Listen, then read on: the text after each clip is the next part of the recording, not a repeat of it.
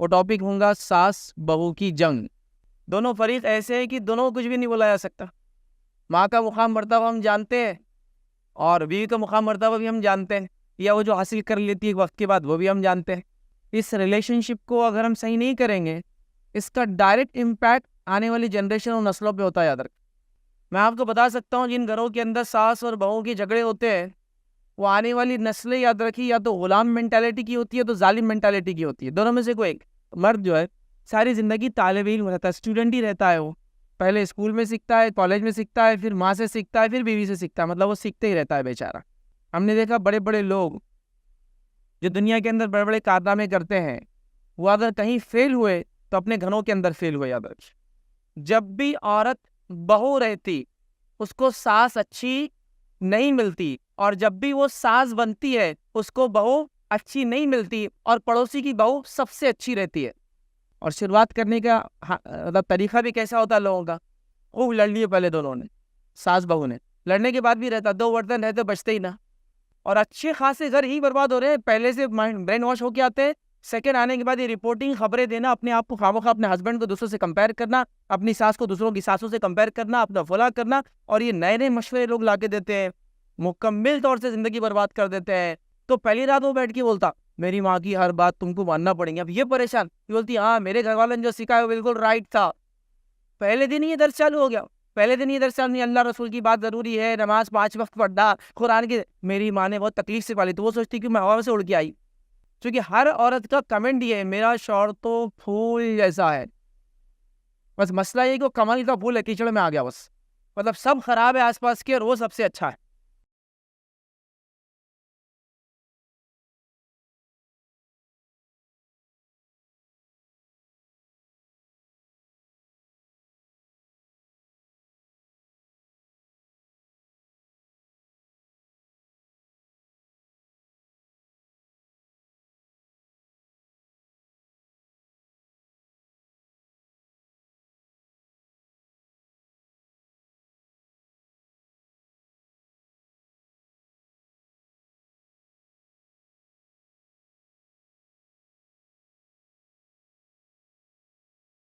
अस्सलामु अलैकुम वरहमतुल्लाहि वबरकातुहू।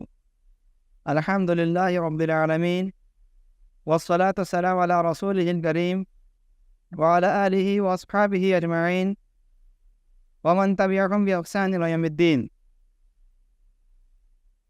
रब्बि इश्रह ली सदरी व यस्सिर ली अमरी वहलुल उक़दतम मिन लिसानी यफ़क़हू क़ौली।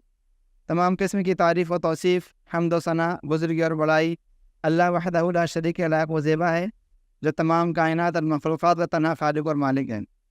और दुर्सलाम उसके तमाम अंबिया कराम रसूल अलैहिस्सलातु वस्सलाम पर, ख़ुसूसन हमारे और आपके आखिरी रसूल मोहम्मद मुस्तफ़ा सल्लल्लाहु तआला अलैहि व आलिहि वसल्लम पर, और आपके अस्हाब और आल पर।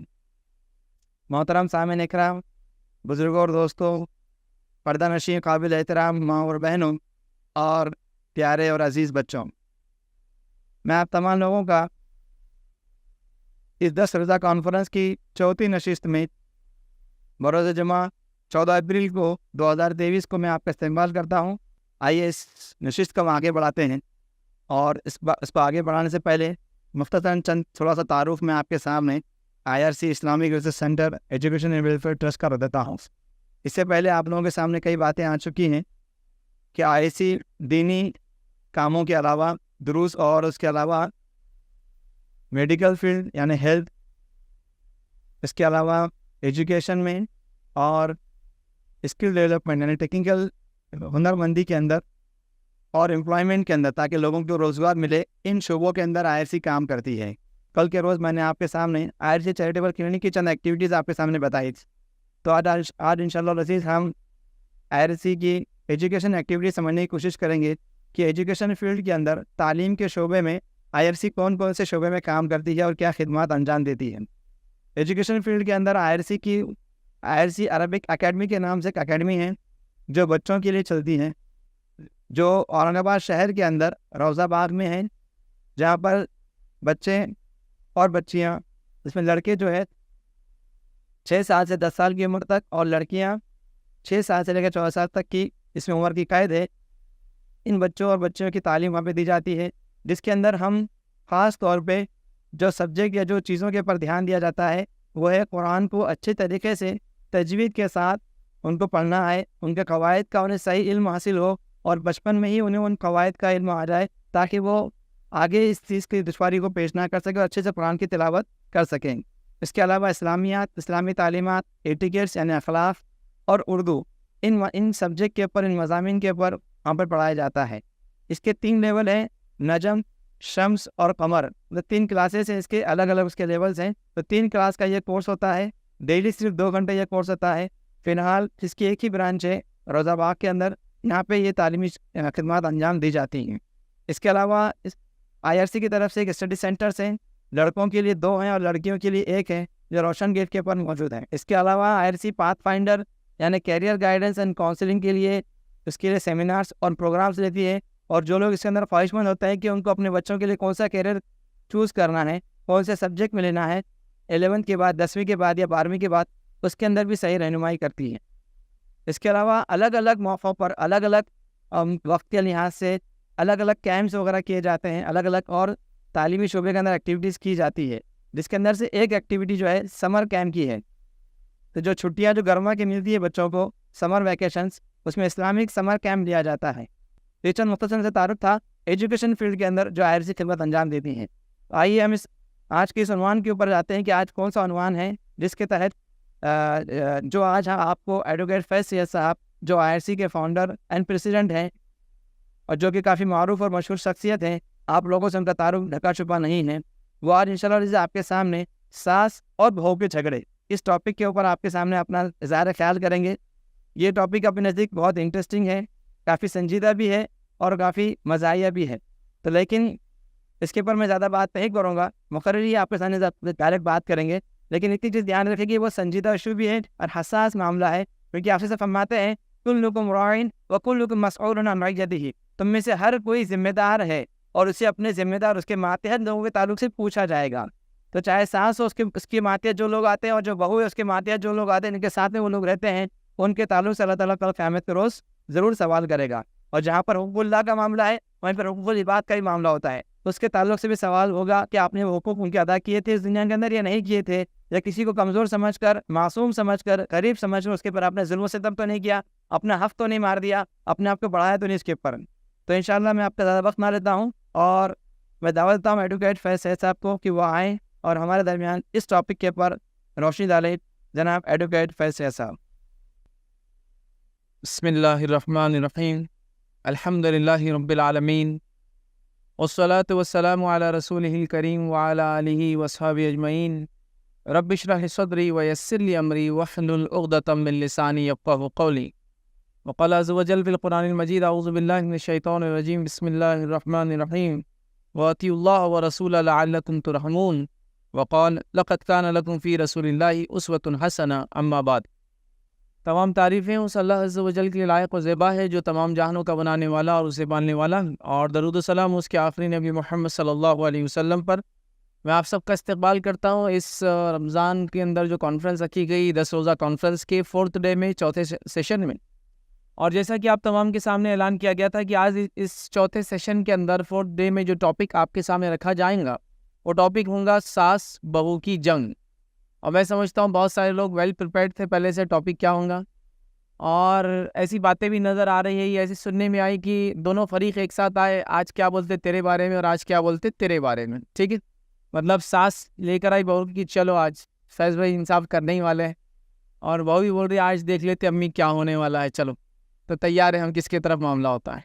ठीक, तो बहरहाल टॉपिक अपने आप में एक हसास टॉपिक है, बड़ा सेंसिटिव टॉपिक है, लेकिन हम लोग इसको हंसी में निकाल देते हैं। रीज़न मीन कि दोनों फरीक ऐसे हैं, एक मर्द होने के नाते बात कर रहा हूँ, दोनों फरीक ऐसे हैं कि दोनों को कुछ भी नहीं बोला जा सकता। माँ का मुकाम मर्तबा हम जानते हैं और बीवी का मुकाम मर्तबा भी हम जानते हैं, या वो जो हासिल कर लेती है एक वक्त के बाद वो भी हम जानते हैं, क्योंकि हर बच्चा अपनी अम्मी को देखता है अब्बा उसके सामने कैसे पेश आते हैं, तो उससे अंदाज़ा हो जाता है कि बहरहाल मर्द दोनों तरफ मसले में होता है। और किसी कहने वाले ने एक बड़ी अच्छी बात कही थी, एक तस्वीर उसने बनाई थी, 2 डबल डेकर बस है, मतलब वो आती ना बड़ी बसें, डबल होते हैं फ्लोर्स, तो उनके इंजन बड़े हैवी होते हैं, पावरफुल होते हैं। तो 2 डबल डेकर बस है और एक आदमी बीच में बंधा हुआ है, एक पैर इधर बंधा हुआ है, एक पैर इधर बंधा हुआ है, और दोनों बसें अपोजिट डायरेक्शन में जा रही है। और एक पे लिखा हुआ था माँ, एक पे लिखा हुआ है बीवी। तो एक इंसान जो है इसमें बड़ा परेशान हो जाता है। तो टॉपिक यकीन हसास है, पर हम लोग उसको हंसी में निकाल देते हैं ताकि मामला ऐसा है कि दोनों फरीक को क्या कहा जाए ना। लेकिन अगर इस टॉपिक को हम सेंसिटिव नहीं लेंगे, इसकी हसासियत, इसकी सेंसिटिविटी को नहीं समझेंगे, इस रिलेशनशिप को अगर हम सही नहीं करेंगे, इसका डायरेक्ट इम्पैक्ट आने वाली जनरेशन और नस्लों पे होता है। याद रख, मैं आपको बता सकता हूँ जिन घरों के अंदर सास और बहू के झगड़े होते हैं, वो आने वाली नस्लें याद रखी या तो गुलाम मेंटालिटी की होती है तो जालिम मेंटालिटी की होती है, दोनों में से कोई एक। अगर एक बच्चा अपनी माँ को जुल्म के तहत दबावा देखता है तो ये गुलाम मेंटालिटी से बड़ा होता है, और अगर अपनी माँ को अपनी बाप की माँ के ऊपर जुल्म करते हुए देखता है तो ये जालिम मेंटालिटी से बड़ा होता है। तो ये आने वाली नस्लों के बिगाड़ और सुधार की वजह बनता है। याद रखिए, जिन घरों में बहुओं को दबाया जाता है वहाँ के बच्चे ज़हनी तौर से दबे हुए होते हैं। याद रखिए, वो लीडरशिप क्वालिटीज़ नहीं होती उनके अंदर। रीज़न मीन कि उसने अपनी माँ को दबते हुए, सहमते हुए, रोते हुए और परेशान देखा, तो वो वैसी मेंटालिटी से डेवलप होता है, डरना चाहिए लोगों से, सहमना चाहिए, जुल्म को सहना चाहिए। तो हालांकि ये बात हम हंस के निकाल देते सास बहू का मामला जब आता है, लेकिन बात बहुत अहम है। याद रखिए, अगर इश्यूज़ को ख़वातीन ने सॉल्व नहीं किया हो, दुनिया में कई मसाइल अभी बाकी है, उम्मत नहीं बिखर जाएंगे और नहीं टूट जाएंगी। याद रखिए, आदमी कमा कर ला रहा है, अंत तक मेहनत कर रहा है, और उसके बाद घर में आता है तो उसको दोनों तरफ से इल्ज़ाम मिलते हैं। अभी मेरी साइड लेके अम्मी को कुछ बोलो, या फिर दूसरी तरफ से आता आज बहू को चाटा नहीं मारा तो मामला जमने वाला नहीं, तुमने में असल मोहब्बत नहीं दिखाए। अब ये बेचारा दोनों तरफ परेशान रहता, इसको कुछ बोला तो कमरे में फटके पड़ने वाले, ये भी मसला। बीवी कुछ बोला, माँ को कुछ नहीं बोला तो माँ की बद्दुआ, दूध नहीं बख्शूंगी, मरा मुँह देखेगा, और वो जो चलता है बस वो भी अनबेरेबल होता है। तो आदमी बोलता क्या करना, छत पे जाके अकेला कुर्सी लेके बैठ जाता है, बोलता ज़रा नीचे का वातावरण थोड़ा ठीक हो जाए तो मैं फिर नीचे आऊँगा। तो टॉपिक हसास। हमने देखा बड़े बड़े लोग जो दुनिया के अंदर बड़े बड़े कारनामे करते हैं, वो अगर कहीं फेल हुए तो अपने घरों के अंदर फेल हुए। याद रखिए, मतलब उन्होंने दुनिया को राह दिखाई, मशाल राह बन गए, वो जिसको कहते हैं ना रोशनी देने वाले जो मीनार होते हैं समंदरों, वो बन गए, लेकिन घर की इस्लाह नहीं कर पाए, क्योंकि औरतें समझ ही नहीं पा रही इस मसले। उनको लगता है ये थोड़ी हमारी अनबन। अच्छा, कंटिन्यूस अगर एक गाड़ी का अंदाजा लगाई, दो स्पेयर्स, एक गाड़ी के दो पार्ट्स है और कंटिन्यूस फ्रिक्शन करते एक दूसरे से, रगड़ते हैं, तो वो गाड़ी में कहाँ से आप ऑयल डालेंगे, क्या उनको करेंगे, उसका सोल्यूशन नहीं है कुछ भी। वो फेलियर ऑफ इंजन, जिसको बोलते हैं इंजन बर्बाद होना है, वो फेलियर हो जाएगा। रीज़न कि वो कंटिन्यूस घसते एक दूसरे से, और ये बिल्कुल माहौल में चलन बन चुका है। रखिए, मैंने आज से तकरीबन 10 साल पहले एक कॉन्फ्रेंस हुई थी, तब एक वादा किया था कि इंशाल्लाह कभी टॉपिक रखूँगा। अल्लाह ताला ने मौका दिया, लगा कि अब लेना चाहिए, क्योंकि हो सकता जब मैं कुछ कहता तो लोग कहते हैं जवानी के इस पर आदमी कुछ ही बोलता है, ज़रा ज़िंदगी गुजार लो। लेकिन अब दाढ़ी में सफ़ेद बाल आ गए तो उम्मीद है इंशाल्लाह लोग थोड़ी सीरियस लेंगे बात को। नहीं, तजुर्बा है, इंसान को बोल सकता है इस टॉपिक पर भी। तो बड़ी अहम चीज़ है, याद रखिए, टॉपिक बड़ा अहम है। याद रखिए, मैंने अपने खुतबे के अंदर 2 आयतें जो है तिलावत की। पहली आयत मैंने पढ़ी जिसमें अल्लाह रब्बुल इज़्ज़त ने फरमा रखा, सूरह आल इमरान सूरह नंबर 3 की आयत नंबर 132 132 थी। अल्लाह ने फरमाया अतिउल्लाह व रसूल लअल्लकुम तुरहमून, अल्लाह और उसके रसूल की इताअत करो ताकि तुम पर रहम किया जाए। हमें ज़िंदगी के हर मामले में अल्लाह और उसके रसूल की इताअत करना है, तो रिश्तों के मामले में भी यही होगा। ये बात मर्दों के लिए भी है, ये बात औरतों के लिए भी है, ये बात बहू के लिए भी, ये बात सास के लिए भी है, ये बात बेटे के लिए भी है, ये बात हर फर्द के लिए कि इताअत करना अल्लाह और उसके रसूल की, ताकि हम पर रहम हो। क्योंकि सास बहू का झगड़ा भी तब होता है जब इताअत वगैरह फरमाबरदारी के जज्बे हम छोड़ देते हैं और दोनों फरीक, दोनों पार्टीज मनमानी करने लग जाते, दोनों पार्टीज अपने राइट्स को डिमांड करते और ड्यूटीज परफॉर्म नहीं करते हैं। दोनों पार्टीज जो है अपने ढंग से चाहते हैं कि एक इंसान चले। किसी कहने वाले ने बड़ी अच्छी बात कही थी कि मर्द हमेशा तालिब इल्म ही रहता, बेचारा आदमी हमेशा एक स्टूडेंट ही रहता। शादी से पहले भी पढ़ता लिखता था कि हलाल कमा, और शादी के बाद भी, क्योंकि बीवी बोलते अम्मी नहीं सिखाए होंगे, अम्मी बोलते बीवी नहीं सिखाए होंगे, तो बेचारा तालिब इल्म ही रहता पूरी ज़िंदगी। माँ से भी सीखते रहता, अम्मी से भी सीखते रहता, और उससे पहले स्टूडेंट्स रहता तो कॉलेज में सीखता, यूनिवर्सिटी में सीखता, तो वो बेचारा तालिब इल्म में रहता पूरी ज़िंदगी। ये बात बिल्कुल कॉमन है। जैसे ही शौहर घर में आ गया, अम्मी ने सिखा दी होंगे तुम, बेटा माँ के पास चलेगा, बीवी ने सिखा दी होंगी तुम, और अगर सामने बोलने की हिम्मत ना भी करे तो पीछे बराबर बोलते इनकी अम्मी इनको सिखा देते, इन्हें बोलते मेरी बहू उसके कान भर सिखा देती। तो गोया मर्द जो है सारी ज़िंदगी तालिब इल्म रहता है, स्टूडेंट ही रहता है। वो पहले स्कूल में सीखता है, कॉलेज में सीखता है, फिर माँ से सीखता है, फिर बीवी से सीखता है, मतलब वो सीखते ही रहता है बेचारा। तो बहरहाल, तो ये मामला बढ़ता चला जा रहा है। याद रखिए, दूसरी आयत अल्लाह रब्बुल इज़्ज़त कुरान ने फरमाया लक़द कान लकुम फ़ी रसूलिल्लाहि उस्वतुन हसना, कि नबी अकरम सल्लल्लाहु अलैहि वसल्लम में मुसलमानों तुम्हारे लिए बेहतरीन नमूना है। तो नबी अकरम सल्लल्लाहु अलैहि वसल्लम की ज़िंदगी से हमको निकालना पड़ेगा कि आपके मामलात क्या थे, उस ज़माने में क्या होता था। यकीन उतना वक्त दे रहेंगे सारी चीज़ें रखूँ, लेकिन ये बात तो कह सकता हूँ दावे से, उस ज़माने में आपको ये झगड़ा नहीं मिलेगा जो आज है सास बहू का। हो सकता है कुछ लोग मेरी बात को सुन रहे हैं वेस्ट में, या जो इंडिया को छोड़ चुके हैं या बर्रे सगीर को छोड़ चुके हैं, वहाँ ये मसाइल नहीं होते, याद रखिए। और लोगों के पास सास बहू के झगड़े जनरली नहीं होते, वहाँ दामाद और सास के झगड़े बहुत कॉमन होते हैं। वो एक अलग ही मामला, दुनिया अलग है, मामलात बदल गए, हालात बदल गए। लेकिन इंडियन कॉन्टेक्स्ट में, जिसको देसी फैमिली बोलेंगे, अगर वो कहीं भी चले जाए दुनिया में, कहीं भी, इवन वो चांद या मार्स में भी चले जाए, तो देसी फैमिली में ये तो होगा। और शुरुआत करने का मतलब तरीका भी कैसा होता है लोगों का, खूब लड़ लिए पहले दोनों ने, सास बहू ने। लड़ने के बाद भी रहता, दो बर्तन रहते बचते ही ना, मतलब ये बोलेंगे भी हमको लड़ना ज़रूरी है, दो बर्तन है तो बचते ना, इख्तिलाफ नहीं होना चाहिए, लेकिन लड़ाई भी कंटिन्यू जारी और सारी है बिल्कुल एकदम। कभी कभार आदमी परेशान होता है, बोलता थोड़ा लड़ लो, उसके बाद आगे का डिस्कशन करते कि पॉइंट क्या था, इशू क्या था। तो बहरहाल, तो हमें अल्लाह के रसूल सल्लल्लाहु अलैहि वसल्लम को हर मामले में नमूना बनाना चाहिए। अब उम्मत की याद रखी कई मसाइल हैं, उनमें से एक जो फैमिली डिस्प्यूट जिससे हम जूझ रहे हैं, जिसमें सबसे ज़्यादा केसेस बनते हैं, याद रखिए उम्मत मुस्लिमा के अगर सबसे ज़्यादा केसेस बनते हैं ना, तो डोमेस्टिक वायलेंस के होते हैं। डोमेस्टिक वायलेंस के होते हैं। कोई भी आदमी जो वकालत की फील्ड से ताल्लुक़ रखता है, पुलिस कोर्ट कचहरी जानता है, वो गवाही देगा कि सबसे ज़्यादा मुस्लिम एरिया में अगर क्रिमिनल केसेस रजिस्टर्ड होते हैं तो सबसे ज़्यादा यही वाले होते हैं जिसमें डोमेस्टिक वायलेंस, कि औरत ने ये कहा कि उसको जुल्म किया गया। और जुल्म करने वाला कौन कौन है? जुल्म करने वाले नंबर 1 लिस्ट के अंदर नाम रहता है सास, नंबर 2 फिर आती है ननन, बहनें उसकी, ठीक है। कभी कभार शादीशुदा है तो बहनों को भी अंदर ले लेते, तुम भी इनको भी लिस्ट में ले लो, बेचारा कभी आया भी नहीं, लेकिन ले लो, चलो मजा आएगा, ठीक। तो वो भी लिस्ट के अंदर इंक्लूडेड रहता। उसके बाद आखिर में शौहर भी रहता कई जगह, क्योंकि हर औरत का कमेंट ये है, मेरा शौहर तो फूल जैसा है, बस मसला ये कि कमल का फूल है, कीचड़ में आ गया बस, मतलब सब खराब है आसपास के और वो सबसे अच्छा है। तो वहाँ मसला नहीं, लेकिन अभी केस के हद तक तो खींचना पड़ेगा उसको भी, बट सज़ा इनको मिलना चाहिए। ये कॉमन केसेस है, मोस्ट कॉमन केसेस। और फैमिली डिस्प्यूट्स में जितने डिस्प्यूट्स है, मियाँ बीवी के डिस्प्यूट्स अलग याद है कि अभी उस पर डिस्कशन नहीं हो रहा हमारा, वो डिस्कशन नहीं है। तो अगर फैमिली के डिस्प्यूट्स के तो नंबर 1 सास बहू है, फिर मियाँ बीवी है, और फिर दीगर रिश्तेदार, फिर पड़ोसी, फिर वो भाइयों के आपसी इख्तिलाफ, फिर जायदाद नहीं बटी तो वो फूफियों का भतीजों से, भतीजों का फूफे से भाई, वो सब होता है। लेकिन नंबर 1 डिस्प्यूट ही वाला है, जिसके अंदर सास बहू वाला मामला है। तो गोया ये दुनिया भी गवाही दे रही है, हालात भी गवाही दे रही है कि झगड़े बड़े कॉमन होते जा रहे हैं याद रखिए, ठीक। और ये घरेलू झगड़े बढ़ते ही चले जा रहे हैं, कोई इस पर रोक नहीं नजर आ रही, याद रखिए। यहाँ तक कि याद रखिए हम देख रहे हैं कि जब ये घरेलू झगड़े बहुत बढ़ जाते हैं, याद रखिए बहुत बढ़ जाते हैं, तो दो में से एक सूरतें देखने में आती हैं। या तो वो औरत जालिम बन जाती है जो बहू होती है और सास ससुर को तकलीफ देती है, या तो फिर सास जालिम बन जाती है और बहू को तकलीफ देती है। मतलब ये कॉमन है। या तो कभी रिटेलिएशन में क्या होता है, बहू बिगड़ जाती है, फिर वो बिगड़ के इतने बुरे काम कर देती है कि फिर सास ताब नहीं ला पाती, फिर परेशान हो जाते हैं, केसेस कर दी, ये कर दी, वो कर दी, लड़ती है, ये करती है। अब बूढ़े हो गए, उम्र चलेगी, ठीक है, वो कम से कम 5-7 साल बर्दाश्त कर लेती है। उसके बाद फिर जब उम्र ढलना शुरू होती सास की, जब वो बदले निकालना शुरू करते, फिर वो परेशान होती है कि काश मैंने ऐसा ना किया होता, फुला किया होता। तो ये मामला बहुत डेंजर है, याद रख।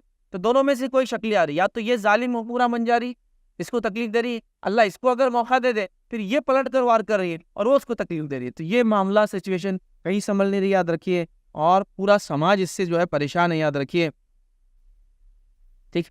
अब एक बुनियादी चीज़ है, इंसान निकाह क्यों करता है? क्योंकि हम झगड़े सास बहू की बात हो रही तो निकाह के बाद ही होते ना, उससे पहले नहीं हो रहे किसी से। निकाह क्यों करता बताइए? कुरान ने निकाह का एक मकसद बताया और निकाह का एक फ़ायदा बताया।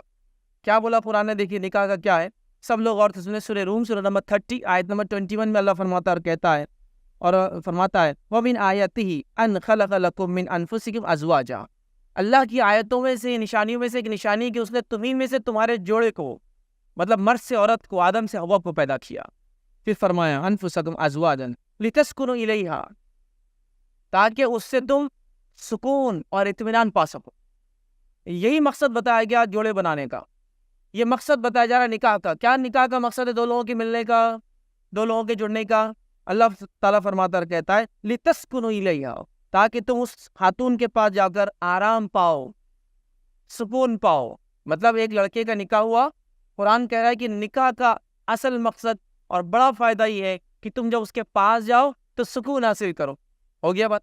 आदम अलैहिस्सलाम अकेले थे जन्नत में, अल्लाह ने हवा को बनाया और दोनों दुनिया में आए। और मर्द और औरत का, मियाँ बीवी का रिश्ता ही ऐसा, याद रखें, ये सुकून और इत्मीनान पाते। मर्द की फितरत में अकेला रहना नहीं, याद रखें, नहीं रह सकते। बोलते हैं लोग कि मैं पत्थर दिल हूँ, कुछ भी कर लेता हूँ, लेकिन वो जितने पत्थर दिल होने के दावे करते हैं ना, अकेले में उतने ज्यादा रोने वाले लोग रहते हो। रिश्तेदारों में उतने सेंसिटिव होते हैं, बोल नहीं पाते लेकिन सेंसिटिव होता है, वैसा नहीं होता है। और उसी तरह कोई औरत भी अकेली नहीं होती, याद रखें, उसको भी एक मर्द की जरूरत है जो उसका शौहर होता है, याद रखें। अगर कोई बोले कि हमारे पास शादी का इंस्टीट्यूशन नहीं है, हम मानते नहीं निकाह को, तब भी औरत को मर्द और मर्द को औरत की जरूरत खत्म नहीं होती, याद रखें। किसी ना किसी रिलेशन में मर्द औरत के साथ है ही, औरत मर्द के साथ है, चाहे शादी है या ना हो। ये अल्लाह ने बनाया ऐसा कि दोनों एक दूसरे में सुकून पाते हैं। कुरान ने कह दिया शादी का मकसद सुकून है। अब हमारे शादी से क्या हासिल हो रहा है? हमारे शादी से कर्जदार बन जा रहे हैं हम, हमारे शादी से परेशान हाल बन जा रहे हैं हम, हमारे शादियों से मुफलिसी और गुर्बत आ रही है हमारे पास, क्योंकि वो गैर शरीक की खुद लुटा दिया। हमारी शादियां बेसुकूनी की वजह बन गई। बोले पहले सुकून से था, अब तो कोई सुकून जिंदगी में बाकी नहीं रहा। और मसला ऐसा कि आप मसले को हल भी नहीं किया जा सकता। तो ये कॉमन होते जा रहे हैं, याद रखें। कुरान ने कहा ताकि तुम सुकून हासिल करो, याद रखिए। अब क्या हमारी शादी जो हो रही है उससे हमें सुकून हासिल हो रहे हैं? नहीं हासिल हो रहे, याद रखिए। क्योंकि याद रखिए हमने अपनी शादी का मकसद भूल गए, हमारे बड़े शादी का मकसद भूल गए। अब हमारे पास जनरली शादियां क्यों होती है बताता हूँ मैं। कुरान ने दिखाया था सुकून, अब हमारे पास शादी क्यों होती है? देखिए शादी करने की वजूहत क्या है। शादी करने की अहम वजह में से एक वजह में से, या अहम रीज़न, एक इम्पॉर्टेंट रीज़न में से एक रीज़न ये है कि अब अम्मी से काम नहीं हो रहा, तो लिहाजा निकाह कर लिया जाए। तो बीवी इक्विवेलेंट टू काम वाली, ठीक। बहनों की शादी हो गई तो अब भाई की शादी कर दी जाए। बीवी इक्विवेलेंट टू स्पेस ऑक्यूपायर, मतलब खाली जगह को भरने वाली। अब घर में कौन देखेगा, एक बहू की जरूरत है, तो बीवी इक्विवेलेंट टू मैनेजर। मतलब ये आ रही, माँ बाप बूढ़े बीमार हो चुके हैं, इनकी खिदमत कौन करेगा? यहाँ बीवी इक्विवेलेंट टू नर्स, नर्स बन के आ रही है। अब माँ बाप जो है आदी है जुल्म करने के, बहनें भी चले गए, मेरे पे हो रहा है, रिप्लेसमेंट में कोई चाहिए तो शादी करके ला लेता कि अम्मी उनकी चलते रहेंगे आपस में दोनों की, अपन बचे हुए रहेंगे। बीवी इक्विवेलेंट टू अर्थिंग, मतलब जो लीकेज होता है पूरा उसके अंदर जाना, मतलब इधर का उसका उधर का वो इसमें जाएगा। तो रीजन देखिए निकाह करने के हमारे पास। ऐसे मैंने चंद ही घराने और लोग देखे या मेरे तक किस्से वाकयात पहुंचे जिसमें किसी इंसान ने कहा कि बच्चा बड़ा हो गया, इसकी नजरें नीचे रखने के लिए निकाह कर देते हैं। बच्चा बड़ा हो गया, इसकी शर्मगाह की हिफाजत के लिए इसका निकाह कर देते हैं। बच्चा बड़ा हो गया, इसको सुकून इत्मीनान की जरूरत है, इसके लिए इसका निकाह कर देते हैं। या बच्चा बड़ा हो गया, औलाद होना चाहिए घर के अंदर, चलो औलाद की ख्वाहिश से इसका निकाह कर देते हैं। ये मकसद ज्यादा नजर नहीं आते। ये औलाद बड़ी हो गई, कहीं जिना की तरफ ना चले जाए, चलो मैं निकाह कर देता हूँ, ये रीजंस नहीं है।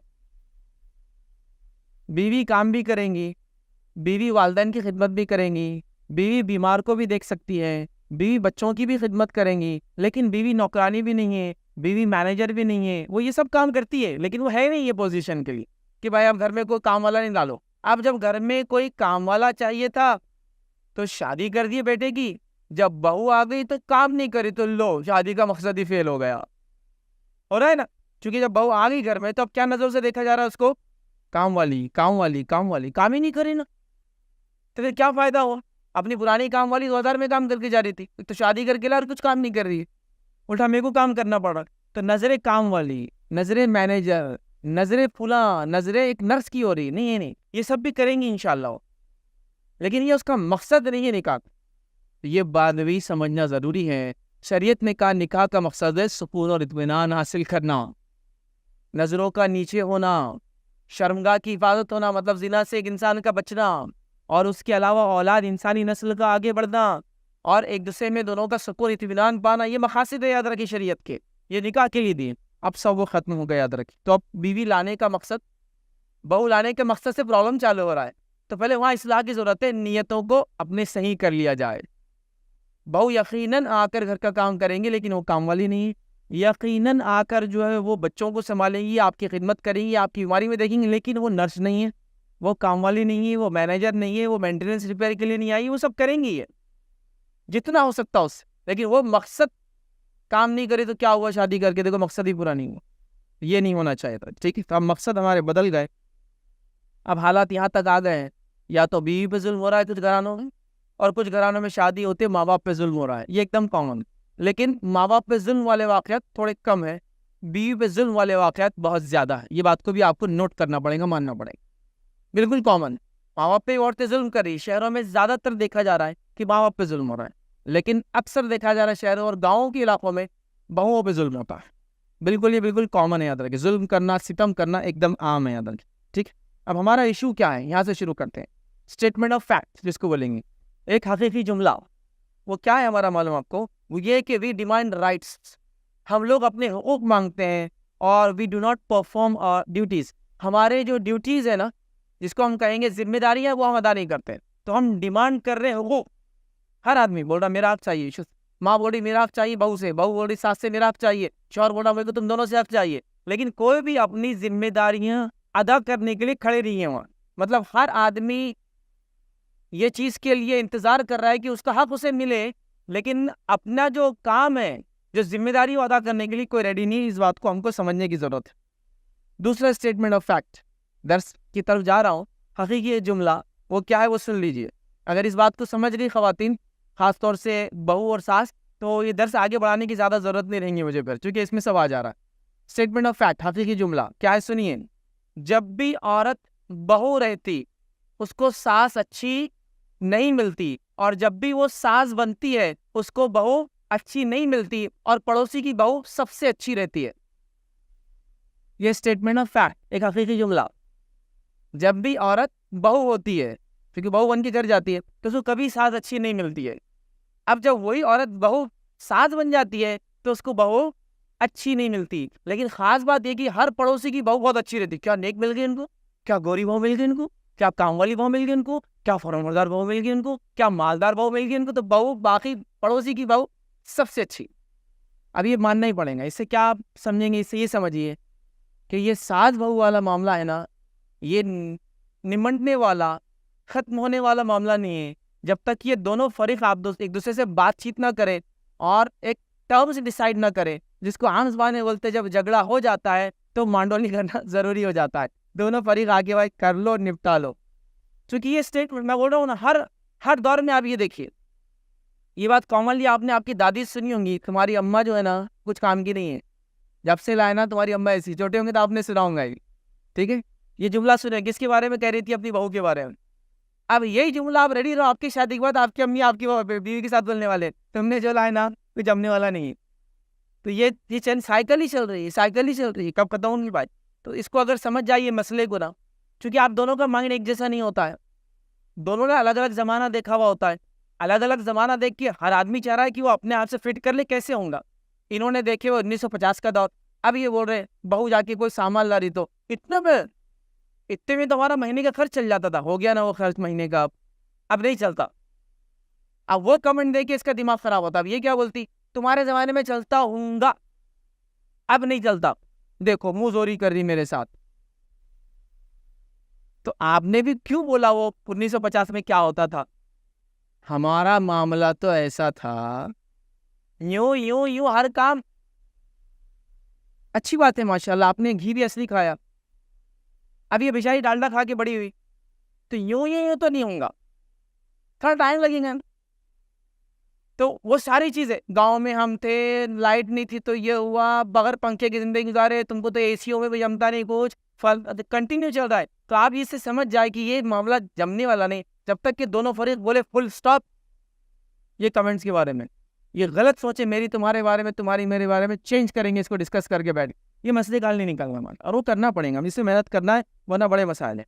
इससे पहले कि आगे बढ़ूँ, एक डिस्क्लेमर जानते ना, कोई वो चीज़ बोलने से पहले कि ये जो फिल्म है, इसके जितने कैरेक्टर है ये सब फिक्टिशियस है, इसका कोई किसी मजहब से, किसी जात प्रांत ज़बान से लेना देना नहीं। तो वैसे मैं भी एक डिस्क्लेमर दे रहा हूँ, ठीक है।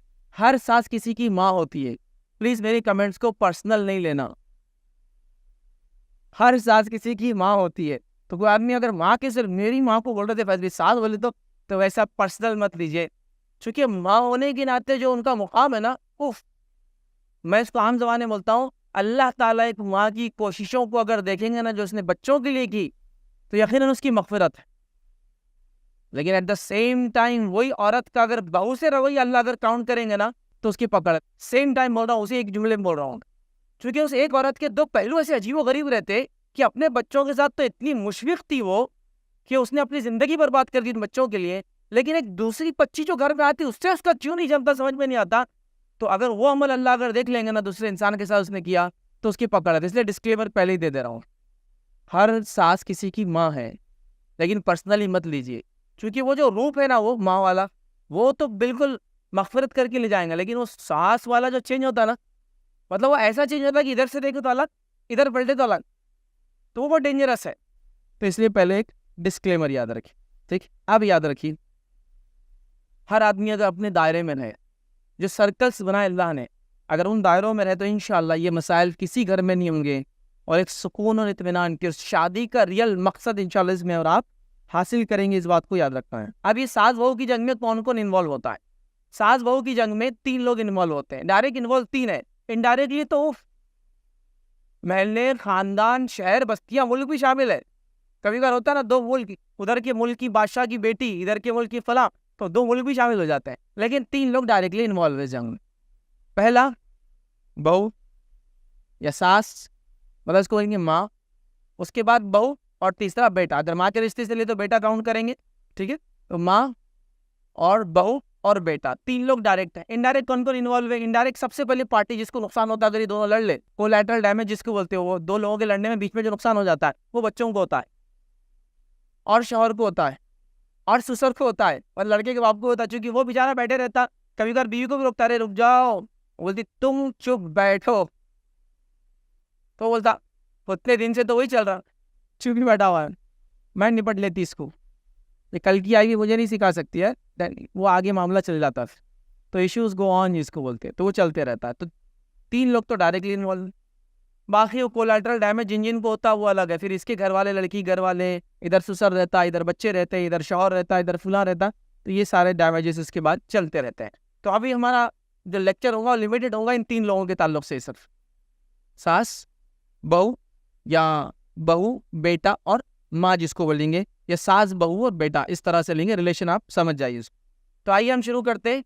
मैं तीनों को नसीहत करूंगा आज के इस लेक्चर में, हालांकि बात 2 की होना चाहिए थी, लेकिन तीसरा आदमी भी अहम है इसके अंदर, क्योंकि वो जिम्मेदार है, वो दोनों से उसका लिंक है। इधर ये इसकी माँ है जिससे वो पैदा हुआ, ये इसके बच्चों की माँ है जो इसके बच्चे इससे पैदा होते हैं, जाहिर सी बात है दोनों का मामला है, इसलिए हम तीनों पार्टीज को गिनेंगे इसके अंदर। बेटे के लिए बहुत थोड़ी नसीहतें होंगी, इसलिए कि ये मौका नहीं है अभी, और उसके लिए लेक्चर मैंने नहीं डिजाइन किया है। ठीक, चलिए आइए अब बहू के मामले में, पहले बहू को देखते हैं, क्योंकि बहू आ रही है। तो बहू से क्या गलतियां होती जिसकी वजह से वो झगड़े आगे बढ़ जाते हैं, वो आप पहले देख लेते हैं। पहली चीज याद रखें, जो ये औरत किसी का निकाह से, किसी के निकाह में जा रही है, वो जो बहू है, बहू का काम है अपना दिमाग साफ रख के ससुराल में आए हो।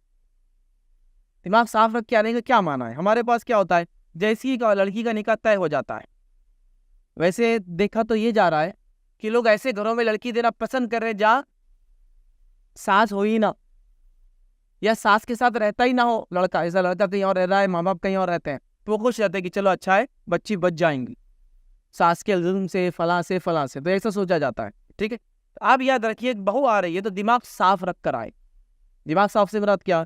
जैसी शादी तय हो जाती है तो ये लड़की के अतराफ के लोग जो दूसरी औरतें रहती है, और ये पूरे के पूरे जो रहते हैं ना, उनकी रिस्पेक्ट अपनी जगह है, लेकिन अब मैं उतने रिस्पेक्ट से बात नहीं कर सकता हूँ, ये सब धारकारी रहते, समझ रहे आप? 30 मार खान, ये क्या करते बच्ची को, बेटे तुम जो जा रहे ना जिसके पास, वो बहुत चमरक बुड्ढी है, वो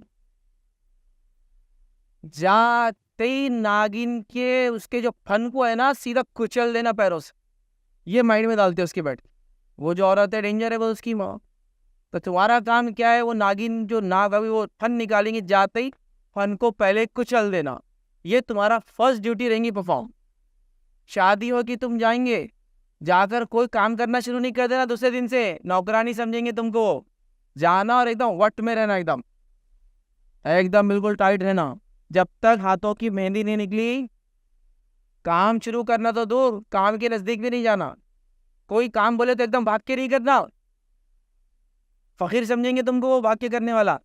एटीट्यूड दिखाना, थोड़ा अपने एजुकेशन का एटीट्यूड दिखाना, बाप के माल का एटीट्यूड दिखाना, शादी में जो जो चीज़ें हमारी उनसे ज़्यादा थी उसका एटीट्यूड बताना, हमारे पास तो ये हुआ था, आपका हॉल तो ऐसा था, हमारा हॉल तो ऐसा था, हमारे रिश्तेदार तो ये गाड़ी में आए थे, तुम्हारे रिश्तेदार तो वैसे आए थे, कुछ तो पैदल आए थे।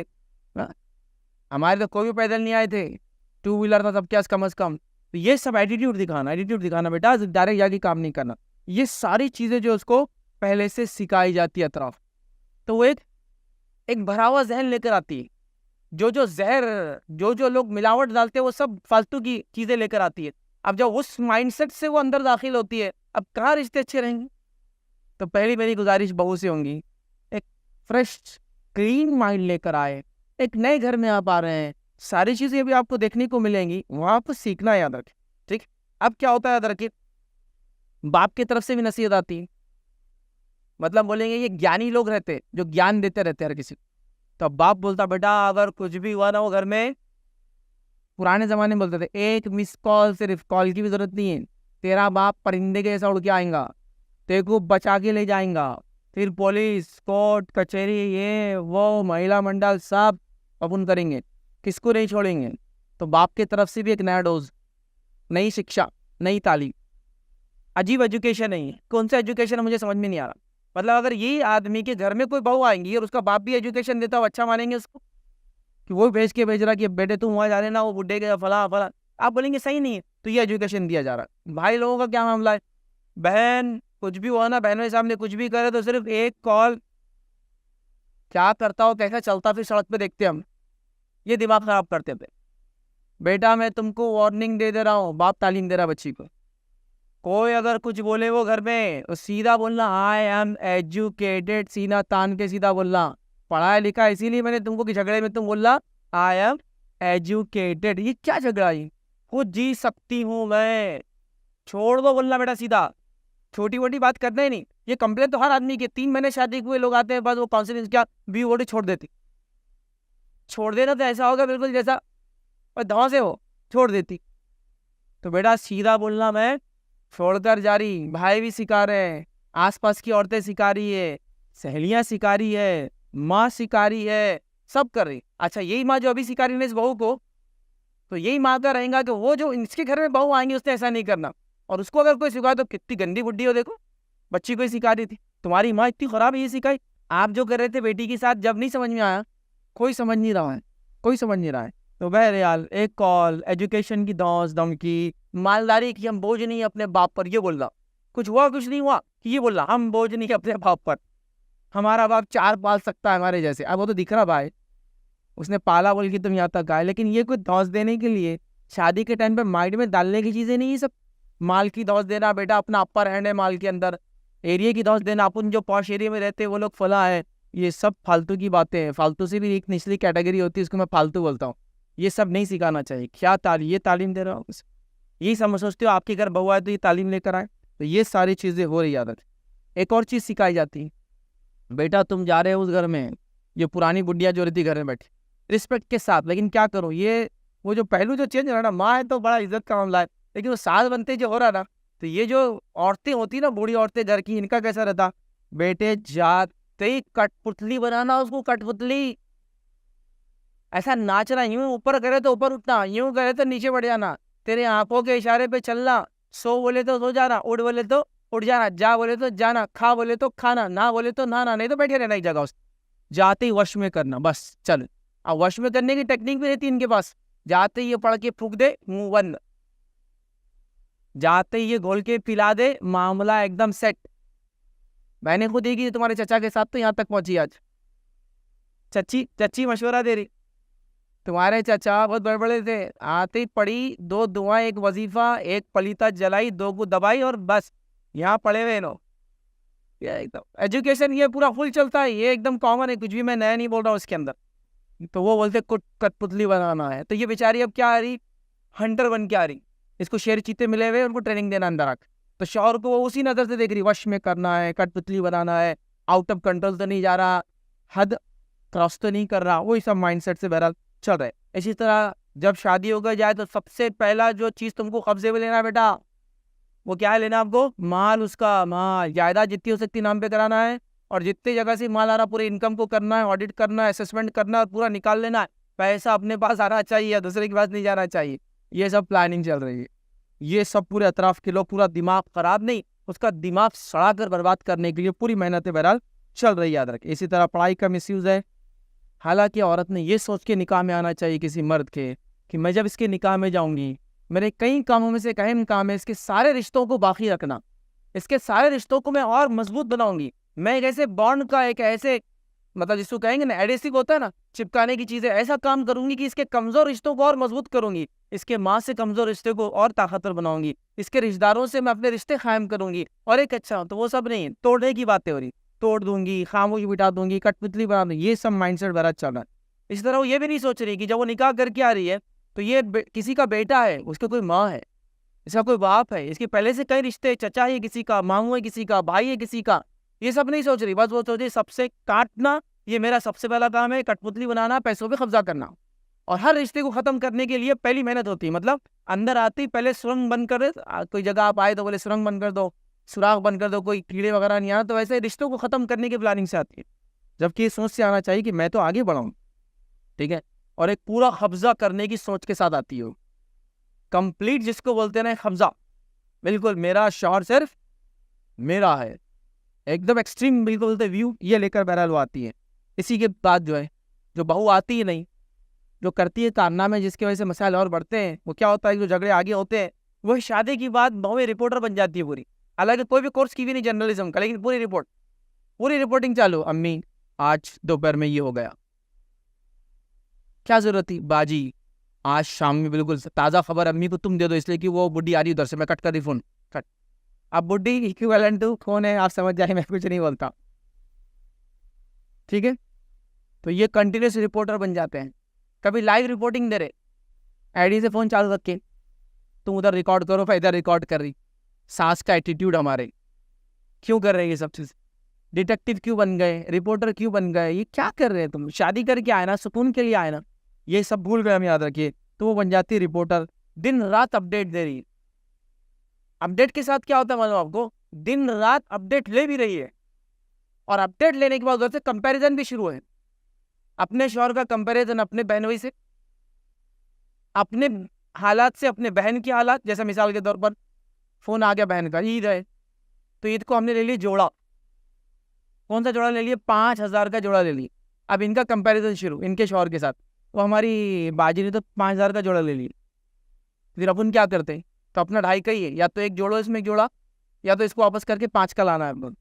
आपके बहन भाई साहब बड़े मालदार इंसान हैं, मैं उतना मालदार नहीं ला सकता हूँ, नहीं नहीं नहीं, कंपेरिजन शुरू हो गया, मुआवजा शुरू है। अच्छा, बहन भी वहां से मशवरा दे रही, तुम्हारे शौहर तुमको ये नहीं लाते खुशी में, अच्छा भाईजान लाते उधर, तुम्हारे भाईजान तो बस दिनों रात बस जो ये हुआ तो फला, वो हुआ तो फला।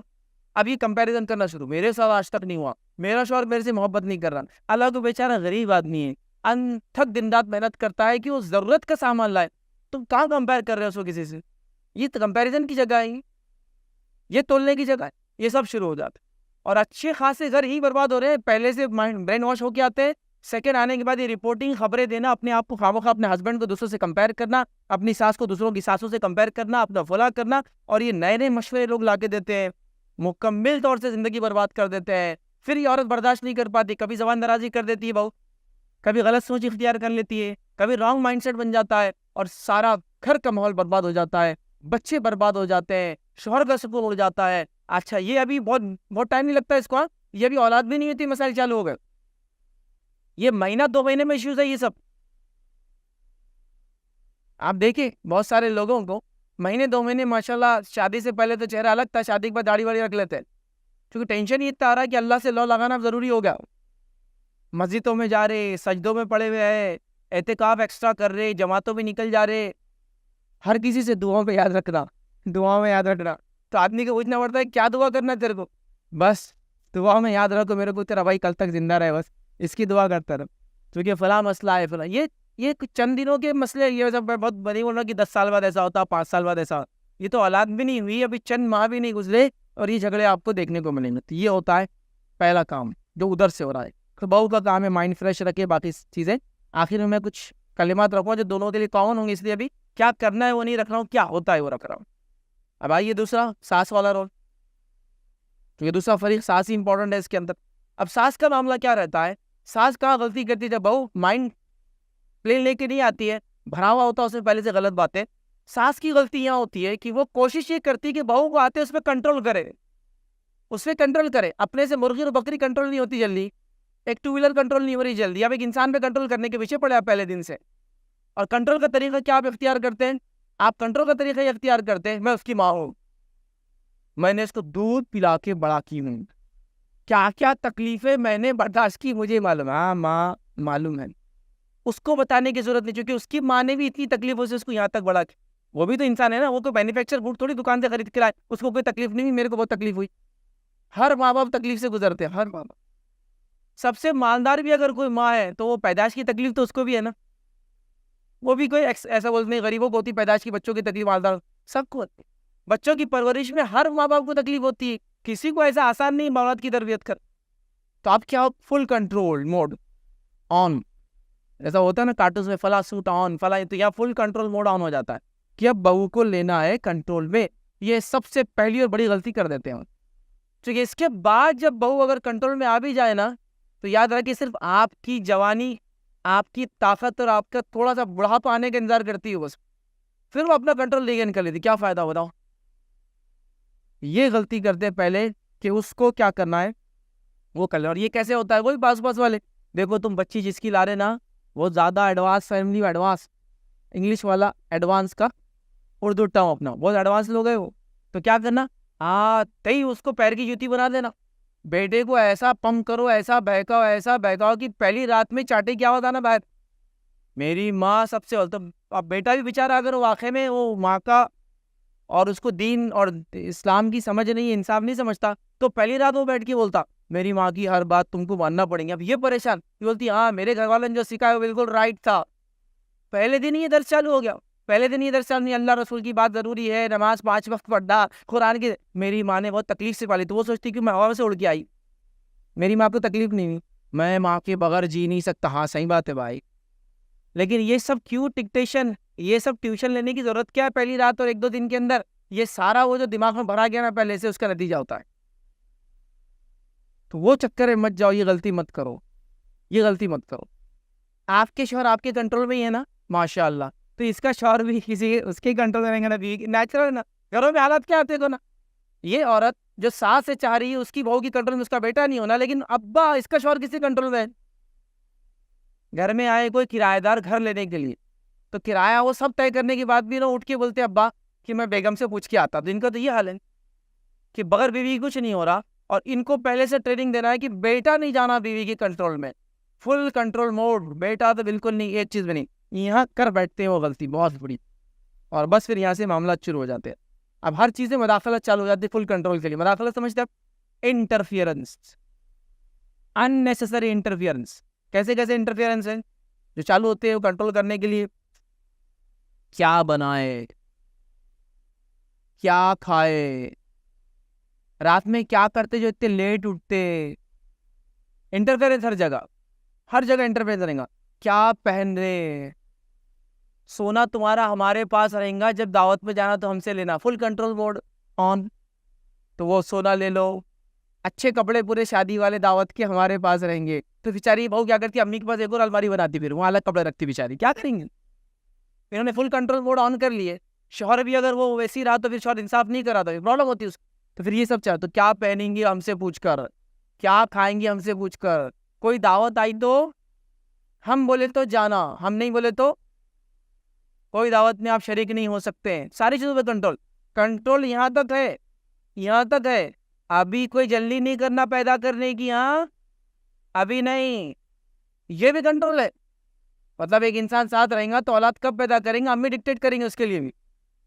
फिर अगर औलाद वजूद में आ गई तो पहली खबर मेरे को मिलना, किधर और खबर मिल गई ना तो ये बच्चे को देखूंगी भी नहीं मैं। और वैसा होता भी हो, बच्चा बड़ा हो कि 1 साल का अब्बा आगे बोल रहे, मतलब बच्चे का बाप बोल रहा है अम्मी इसके लिए तुम्हारी बहू ने हमको खुशखबरी दिए थे क्या इसकी, नहीं, तो ये बच्चा लिस्ट में से कट हुआ है। जब दूसरा होगा उससे पहले आके हमको पहली खबर देना। Interference, continuous interference. फिर दवाखाने कौन से जाएंगे हम बताएंगे, तुम आराम कितना करेंगे हम डिक्टेट करेंगे, तुम क्या खाएंगे हम वो करेंगे। और कंटिन्यूस कंट्रोल, कंटिन्यूस, एक अजीब व गरीब मोड के अंदर तो क्या खरीदेंगे, क्या खाएंगे, क्या पिएंगे, कहाँ जाएंगे, क्या नहीं जाएंगे, क्या पहनेंगे, कैसे आप कंट्रोल कर सकते हैं यार किसी इंसान को ये सब चीज़ों में? नहीं, आज की दावत में तुम ये पहनो, उसको नहीं पसंद है। कंट्रोल का जो ये मोड है ना, ये बहुत डेंजरस है, याद रखिए। अब उसके बाद क्या होता है, बहुत सारे मसाइल शुरू हो जाते हैं, याद रखिए, ठीक है। अच्छा, यहाँ खास बात है, एक नोट वाला पॉइंट, इंपॉर्टेंट पॉइंट, वो क्या है? ये सब काम बेचारी ये माँ जो कि सास है, सब क्या करती मालूम आपको? इन्वर्टेड कॉज, अच्छी नीयत से करती है, सब अच्छी नीयत से करती। जैसा मैंने सोना बहू का क्यों रखी मेरे पास मालूम आपको? कहीं भी चल जाएगा, नई बच्ची है, घुमा देंगी बोलकर। लेकिन अगर ये काम बेटी की सास बेटी के साथ करे तो कैसी बुढ़ी है वो, उसकी हिम्मत कैसा हो तेरा सोना रख देगी? कल आती मैं उसको बताती मैं क्या है, उसने क्या समझी मैंने ये सफेद बाल धूप में की। चल, बेटी की सास भी अगर अच्छी नीयत से सोना रखे तो आपको बर्दाश्त नहीं। अब मतलब ये एटीट्यूड का ये इशू कैसे आ रहा है यार, कि मतलब आप बोल रहे हैं कि ये अच्छी नीयत से, तो ये सो कॉल्ड अच्छी नीयत है। ऐसी अच्छी नीयत अब अपने बेटी की सास के बारे में नहीं सुनते। अगर वो भी इसी अच्छी नीयत से बोले कि हर अच्छा कपड़ा मेरे अलमारी में रहेगा, कैसी जालिम सास है। अच्छा, आप भी तो वही करते हैं? नहीं, मैं तो अच्छी नीयत से करती, मेरी नीयत तो पाक एकदम, बिल्कुल मेरी नीयत पाक। मतलब मैं अगर टॉन्ट नहीं मारूंगी इसको, इसके माँ पर भी टॉन्ट मारूंगी, इसके खानदान को बुरा बोलेंगी, अच्छी नीयत से रहेगा कभी भी वो, एकदम मेरा दिल साफ, आईने के जैसा साफ, पानी के जैसा साफ, मैं कुछ दिल में रखती। यही है बहू मेरी, समझती नहीं मेरी कुर्बानियों को मैं क्या क्या दे रही हूँ उसको नहीं चाहिए, छोड़ दो ना उसको उसकी जिंदगी में। तो ये मदाखिलत सबसे बड़ी चीज। अब दूसरी गलती जो सास से होती है, याद रखिए, और ये मसाल झगड़े बढ़ते हैं, वो है डबल स्टैंडर्ड्स। अभी जो मैंने पॉइंट आगे रखा था उसको मैं वजाहत करूंगा। डबल स्टैंडर्ड्स, एक ही चीज और दो अमल, डबल स्टैंडर्ड्स। मिसाल, बहू के साथ है, बहू से बात कर रहे हैं तो बात करने में डबल स्टैंडर्ड बहू के साथ, काम करने में डबल स्टैंडर्ड बहू के साथ। एक मिसाल से बात चालू करता हूं, मेरे डबल स्टैंडर्ड में किसको बोल रहा हूं आपको समझ में आ जाएगा। एक औरत जो सास है, वो अपने दामाद के घर गई, मतलब अपने बेटी के घर गई, और उसने वहां पाया, क्या पाया मालूम हमको? उफ, ये पाया कि उसका दामाद बेटी को खाना खुद पका के खिलाता है। क्या दामाद है!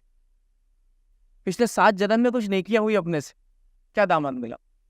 वो दामाद बेटी के बहुत सारे काम खुद आगे बढ़कर करता है, बच्चों को संभाल लेता है, घर के काम कर लेता है, फला कर लेता है। तो ये अल्लाह ने हमारी नस्लों में कुछ नेकी शायद हमने की थी, दुआ कबूल कर ली। कैसा मिला? एक खानदानी लड़का मिला हूं। खानदानी होने की अलामत क्या है उसकी? हमारी बेटी का फुल ख्याल रखता हो, यह है खानदानी लड़का। अब यही औरत वापस अपने घर पर आई और इसके बेटे ने गलती से उसकी बहू को पानी पिला दिया। ये देखो जोरू का गुलाम, कैसा पैदा हो गया रे तू मेरे को। बीवी को पानी पिला रहा, उसका काम है तेरे को पानी पिलाना, वो कैसा हो रहा? तो ये डबल स्टैंडर्ड। उधर बेटी का शौहर अगर उसकी सारी खिदमत करे तो खानदानी लड़का, और आपका बेटा अगर बहू की खिदमत करे उसी तरह तो ये हुआ जोरू का गुलाम। ये मैं कहना चाह रहा हूं, डबल स्टैंडर्ड्स। और ये बहुत है, बात में डबल स्टैंडर्ड, काम में डबल स्टैंडर्ड। एक मिसाल देता हूं, बच्चों के मामले में डबल स्टैंडर्ड। जैसा मिसाल के तौर पर बेटी ने कोई काम नहीं की तो ये औरत क्या बोलती? माँ, उसको आता नहीं था, पढ़ाई खत्म हुई और शादी हो गई, कैसा करेंगी काम? वेल, सही बात है, अच्छा कमेंट है, सही बात है, एक अच्छा एक्सप्लेनेशन। तो बहू भी तो वैसी आ गई, उसकी पढ़ाई नहीं हुई तो शादी फौरन हो गई। इसके पास फिर कमेंट क्यों नहीं है? तो यहाँ काम में डबल स्टैंडर्ड क्यों? बेटी के लिए अलग स्टैंडर्ड, बहू के लिए अलग स्टैंडर्ड। ये कैसा होगा? ये मसला यहाँ याद रखें। बच्चों के दौरान डबल स्टैंडर्ड। मिसाल के तौर पर बेटी घर पे आई, नवासा जिद कर रहा, 2 रखे थे उसको, 2 कान पे दे उसके, मैंने ऐसी पाली तुम सबको। ये माँ बोल रही अपने नवासे के लिए, कान पे रखे थे उसको, बहुत तंग करता तेरे को, मैंने देखी हो, उसको सीधा रख। अगर बच्चे की तरबियत के लिए काम बहू अगर कर दे घर में तो जालिम माँ है। अगर तुमने बच्चों को हाथ लगाया तो कल ऐसा मार खिलाऊंगी ना मैं, इसको बोल के उसको बोल के सीधा कर दूंगी तेरे को बच्चे। तो ये डबल स्टैंडर्ड नहीं। मेरी जो बेटी है ना वो तरबियत की नहीं मारती, तो बहू कौन सी हिटलर है जो उसको जुल्म करने के लिए पैदा की और मारेंगी? वो भी तरबियत करेंगे। डबल स्टैंडर्ड्स, बगैर सोचे समझे डबल स्टैंडर्ड का फुल एकदम। जैसा कि वो सास कपड़े ना दे इसको पहनने को, वो सास गोल्ड ना दे बेटी की, तो वो जालिम हुई, और ये जब करे तो ये खैर ख्वाही से करते हैं। ये डबल स्टैंडर्ड है, लेकिन दोगलापन अगर उर्दू में आपको सुनना है ये अल्फाज तो।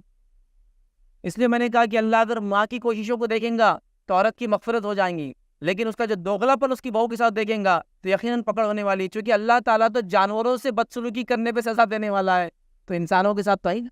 तो दोगलापन हर काम में, नवासी और पोते में फ़र्क आप समझ जाएंगे, बेटी की शौहर में और अपने बेटे को वैसा नहीं, वो गुलाम, अगर वो खिदमत करे तो खानदानी, ये खिदमत करे तो गुलाम, ठीक है। इसी तरह जो है कंटिन्यूस टॉन्ट मारना, डबल स्टैंडर्ड, वो भी कैसे, काम नहीं आता, अम्मी ने नहीं सिखाए, लेकिन उससे बहू को तकलीफ होती है, नहीं नहीं मैं तो उसकी इस्लाह के लिए करती हूँ ताकि उसको जोश आए और काम करे। ये काम अगर बेटी की सास करे तो तुम्हारे माँ ने नहीं सिखाए, काम नहीं आता, तुम्हारे बाप के कैसे नहीं थे, ये बोल के कि हम भी तरबियत के लिए करें तो पसंद करेंगे ना? नहीं, वहाँ तो पूरा ढिंढोरा दुनिया में, हमारी बेटी के साथ ये जुल्म हो रहा, उसको ये कर रहे, फलां कर रहे, तो बहू के साथ ही वही काम करते। ये दो चेहरे कैसे, कुछ समझ में नहीं आ रहा ना। एक ही औरत है, दो कैसे सकता, बेटी पे कुछ हो तो जुल्म और बहू पे वही काम करे तो उसकी इस्लाह, अच्छी नीयत, अच्छा काम, उसकी खैर पाई के लिए, उसकी दुनिया आखिरत संवारने के लिए, कैसे हो सकता है ये? तो उसकी नीयत भी सोचो अच्छी होगी, वो नहीं। तो बहरहाल डबल स्टैंडर्ड याद रखिए। अगर बेटी बीमार हो गई, कितना काम करती ना, बीमार तो होंगी, और बहू बीमार हो गई तो नखरे करती, वो बीमार नहीं होती। शौहर आए तो कैसा उठ के बैठ जाती, देखो शौहर आए तो उठ के बैठ रहे, उसकी खुशी हो, हाँ तो वैसे दिन भर काम करना, फिर सबका घर के अंदर भी। तो बहू की बीमारी नखरे और बेटी की बीमारी हकीकी। बहू की तरबियत बेकार, बेटी की तरबियत सबसे आला, अजीब व गरीब मामला है। तो डबल स्टैंडर्ड्स कैसे होते हैं, ये बड़ा बहरहाल मसला, याद रखिए, हमको समझ में नहीं आता, याद रखिए, तो ये मसला है। तीसरी गलती जो होती है साथ से याद रखिए, वो ये है ज़बान का गलत इस्तेमाल, और ये सबसे डेंजर है। अगर सास बाकी सब चीज़ें भी कर लेना तो जनरली बहुएं बर्दाश्त कर लेती है। एक आम बात बोली जाती है, याद रखिए, इंसान इज्जत का भूखा होता है बस। कभी आप किसी को 2 पैसे कम भी देना वो बुरा नहीं मानेंगे, लेकिन उसका आप बेइज्जत करेंगे ना, बर्दाश्त नहीं करेंगे। हर इंसान को अपनी इज्जत महबूब होती है, प्यारी होती है, उसका ख़ानदान, उसका नाम, उसका बाप, उसकी माँ, उसके रिश्तेदार सब महबूब होते। तो इस ज़बान का गलत इस्तेमाल, बहू की गिबत करना जायज़ मान लिया जाता है, अगर गलती है तो इस्लाह करो ना, लेकिन गिबत की जाती फ़ोन लगा के। कई बार फ़ोन कैसा लगता, बहू सामने काम करे, फ़ोन लगा के, क्या हम तो क्या भूख से मर रहे हैं यार, दिन रात कुछ खाना नहीं है। अब ये बेचारी बोल रही क्या हो गया इनको, बड़ी भी कब भूख से मरे ये, अभी तो खाए 4 रोटी इन्होंने। तो अब उधर से कभी कोई अगर अक्लमंद रहे जिसको कंप्लेन कर रहे तो क्या हुआ, रोटी नहीं दी क्या डाल के, नहीं 4 ही डाल के दी, तो बोलना चाहिए ना 5, उसको समझना चाहिए ना 5 डाले। मतलब अजीब है, मतलब हर चीज़ के अंदर ही मामला है ऐसा। उसकी एक मिसाल मैं देता हूँ, बहू ने अंडा तल के लाई, तो बहू आज उबाल के खाना था, आपने तलावा ला ली। दूसरे दिन उबाल के ला ली, बहू आज तलावा खाना था, आपने उबाल के अंडा ला ली। अब तीसरे दिन बहू क्या करती हुशार है, एक तलावा लाती, उबलावा लाती, तो भी सास क्या बोलती, उबले हुए अंडे को तल दिए, तलने वाले अंडे को उबाल दिए तुमने। मतलब जो तल के लाना ये उबालने वाला अंडा था, और जो उबाल के तलने वाला अंडा था। तो ये जबान में होते हैं, थोड़ा सा कुछ बोल दी है तो गीबत कर दिया उसके बारे में, चुगली कर दी उसके बारे में, हाँ बहू को बदनाम करे। लेकिन यहाँ सब चीज़ें इन्वर्टेड कॉमास में लिखा, अच्छी नीयत, ये तो मैंने इसलिए बोली थी तुम्हारे बारे में फ़ोन पे कि तुमको जोश आना। अब ये अगर काम उसकी बेटी के साथ कोई करे तो डिप्रेस हो जा रही मेरी बेटी, ये क्या करती, इसकी जो सास है ना बड़ी, तो कंप्लेना करती, किसको उसकी बेटियों को करती, बेचारी मेरी बेटी कैसी होगी देखो, डिप्रेशन में चल जा रही है सुन के। इंसान पे असर होता है अल्फाज का, याद रखिए। कितना भी इंसान मजबूत हो ना जिस्मानी तौर से, जहनी कमज़ोर होता है इंसान, याद रखिए, उसको अल्फाज असर करते हैं, उसको बुरे और अच्छे अल्फाज, तो बुरे अल्फाज अदा कर रहे हैं, टॉन्ट मार रहे हैं उस, ठीक है। इसी तरह जो है बहू को ताने देना, इन्वर्टेड कॉमर्स, ताने अच्छे फ्यूचर के लिए, अच्छे मुस्तकबिल के लिए ताने, ऐसी सिखाए क्या, इतना ही आता क्या, तुम्हारी माँ ऐसी करती क्या, तुम्हारी बहनों के बाद ऐसे ही होता क्या, नहीं नहीं, ये अच्छी नीयत से ताने ताकि इसका ब्राइट फ्यूचर है एकदम। लेकिन यही ताने कोई आपको अगर देता था आपकी ज़िंदगी में, तो आपने क्या बोला कि हमारी सास ने हम पे जुल्म किया। ताने कभी भी अच्छी चीज़ नहीं है, अगर इस्लाह का ये तरीका है भी नहीं, ये बात आप याद रख लीजिए। अगर आप चाहते किसी की इस्लाह करना, ताने देने के बाद जिंदगी में उम्मीद मत कीजिए उस इंसान ने कभी इस्लाह होंगी, मेरी बात लिख के रख लीजिए। कैसे होंगे आप ताने मारते हैं उसको, तो ताने मारते याद रखिए ख़ानदान पर, नस्लों पर, फ़कीर दिख रहे, सलीका नहीं आता, सिखाए नहीं। कई को शादियाँ करते ऐसी बच्चियों को जब माएँ सिखाती नहीं, तुम्हारी माँ ने ऐसी ज़िंदगी गुजारी शायद, तुम्हारा खानदान ये है ना, हाँ तुम्हारे खानदान में यही होता, बहुत बुरी बात। और ख़ास तौर से खानदान में ताना देना, ये जहलत की अलामत है, आप समझ फरमाएं। ठीक है, तो बहरहाल ये सब है। अब इसके बाद जो है एक और गलती जो करती सास, बेटे के बारे में बदगुमानी। बेटे के बारे में बदगुमानी, शादी हो गई, बहू की बातों में आ गया, लगता मेरे रेगुलरली टच करके टेस्ट करना कि मेरे से मोहब्बत करता है नहीं करता, खामोखा बीमार हो गए कभी तुम। आया क्या भाग के, आया क्या भाग के, आया क्या तुम्हारा भाई भाग के? नहीं आया ना, मोहब्बत खत्म हो गई उसकी, ले ली पूरी मोहब्बत मेरी, ले ली उसने 2 दिन में पूरी मोहब्बत। अब वो बोला रहे वो ट्रैफिक में था, अम्मी में आ गया ना, आ गया, हाँ तो मोहब्बत कंटिन्यूस क्या टेस्टिंग चालू रहती है हर बार। बीमार हो गए तो टेस्टिंग, जरा पैसों की जरूरत है, लाता क्या पहले तो लाता था, अब नहीं लाया ना, इसका तो बहू की बातों में आ गया। कंटिन्यूस मोहब्बत का चेक। बेटे की बीवी से मोहब्बत एक अलग लेवल पर है, आपसे मोहब्बत एक अलग लेवल पर है, दोनों की मोहब्बत का नो कंपैरिजन, नो कंपैरिजन। ये मौजना कंपेयर ही नहीं हो सकता, क्योंकि दोनों की मोहब्बत अलग है, फितरी तकाज़े अलग है, फितरी ज़रूरतें अलग है। तो दोनों को तो आप वो टेस्टिंग मोड। तो बदगुमानी बेटे के बारे में बातों में आ गया, ठीक है। उसके बाद बेटे से बदगुमानी के वश में कर ली उसने, जो वो बोल रही वही सुन रहा, अब मेरी बात नहीं सुन रहा, अब मेरी बात नहीं सुन, बहुत नाफरमान हो गया मेरा, ठीक है, ये बात बदगुमानी। इसी तरह कुछ खिला दी उसने, पहले तो ऐसा नहीं था, अब पहले भी कहीं बाजू बैठ रही थी, ओ भैया पहले वैसे नहीं थे, बस अब तो इसको दवाई मिली थी दोनों होगी, अब तो श्योर होगा। तावीज़ पलीती कर रही कुछ तो भी, रात में दरवाज़ा बंद होने के बाद क्या हो रहा, तुम दोनों जाएंगे बेटे अब और चेक करेंगे भाभी क्या करने। हाँ अम्मी अंदर कुछ आ रही थी, दबाने की, करने की, जलाने की। अरे भाई घर में खाने को नहीं मिल रहा, सामने तो चुपके खा रहे होंगे, कोई चीज़ अंदर हो। अब इनका सब चालू हो जाता, पिला दी, खिला दी, लेकर आई, बेटे को बोलते उधर जाना नहीं, घर में दावतों में, तुम्हारी सास के पास की दावतों में नहीं जाना। क्यों नहीं जाना? नहीं बस मैं बोल रही ना, नाफरमानी हो जाएंगे कि तो वो तुमको खिला देती। अच्छा आपका दामाद दिन रात घर में पड़ा हो, बस नहीं आप नहीं खिला रहे, कुछ उसको ही खिला रहे सब। नहीं मेरा बेटा तो मेरा बेटा है ना, वो दूसरा इतना मसला है। तो ये अजीब व गरीब बदगुमानी। इसी तरह लट्टू बना दी, नटवर लाल बना दी, ऐसा चक्कर डाली कि आंखें फिर तो उठ जाता, इशारा करी तो चले जाता। मेरे से तो कभी नहीं हुआ ऐसा। भाई आपके इशारे अलग है, आप माँ हैं, इसके इशारे अलग है, बीवी। मैंने कहा ना दोनों कंपैरिजन नहीं है एक दूसरे से।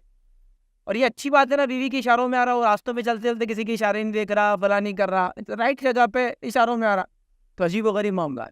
फिर घर में कैमरे भी लग जाते शादी होती, हर चीज़ मॉनिटर हो रही है, क्या खा रहे, क्या पी रहे, कहाँ जा रहे, क्या उड़ रहे, ये सब फालतू की चीज़ें हैं। तो बदगुमानी बेटे से करना कि वो बहकावे में आ गया, और उसके बाद फिर उसके अगेंस्ट काम भी शुरू हो जाते हैं।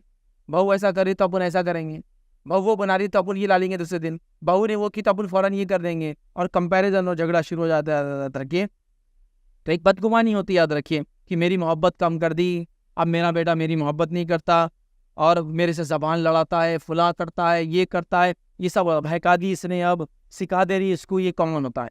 और ये वजूहात से याद रखिए झगड़े शुरू होते हैं। जो मैं बातें रखा ना, मैं झगड़े नहीं रखा हूँ, मैंने वो बातें रखा जहाँ से झगड़े शुरू होते हैं। ये वजूहात है जो हम लोग गलती करते हैं।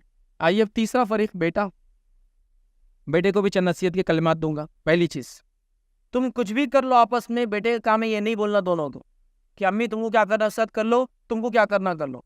ये गलती आप कभी नहीं करना चाहिए। अगर आप ये छूट दे देंगे तो वो तो एक दंगल चालू करेंगे घर के अंदर। मतलब आप बोले तुम दोनों को क्या देख लो, मेरे को कोई परवाह नहीं। अब जो फरीक के पास जो ताकत है, जबान की ताकत है, माल की ताकत है, वो दूसरे पे हावी हो जाएगा। इसलिए अगर आपने माँ के पे कुछ गलत किया तो माँ पे जुल्म हराम, आपने बीवी पे किया तो वो भी हराम, इसलिए कि आपके होने वाले बच्चों की, आपके बच्चों की माँ है।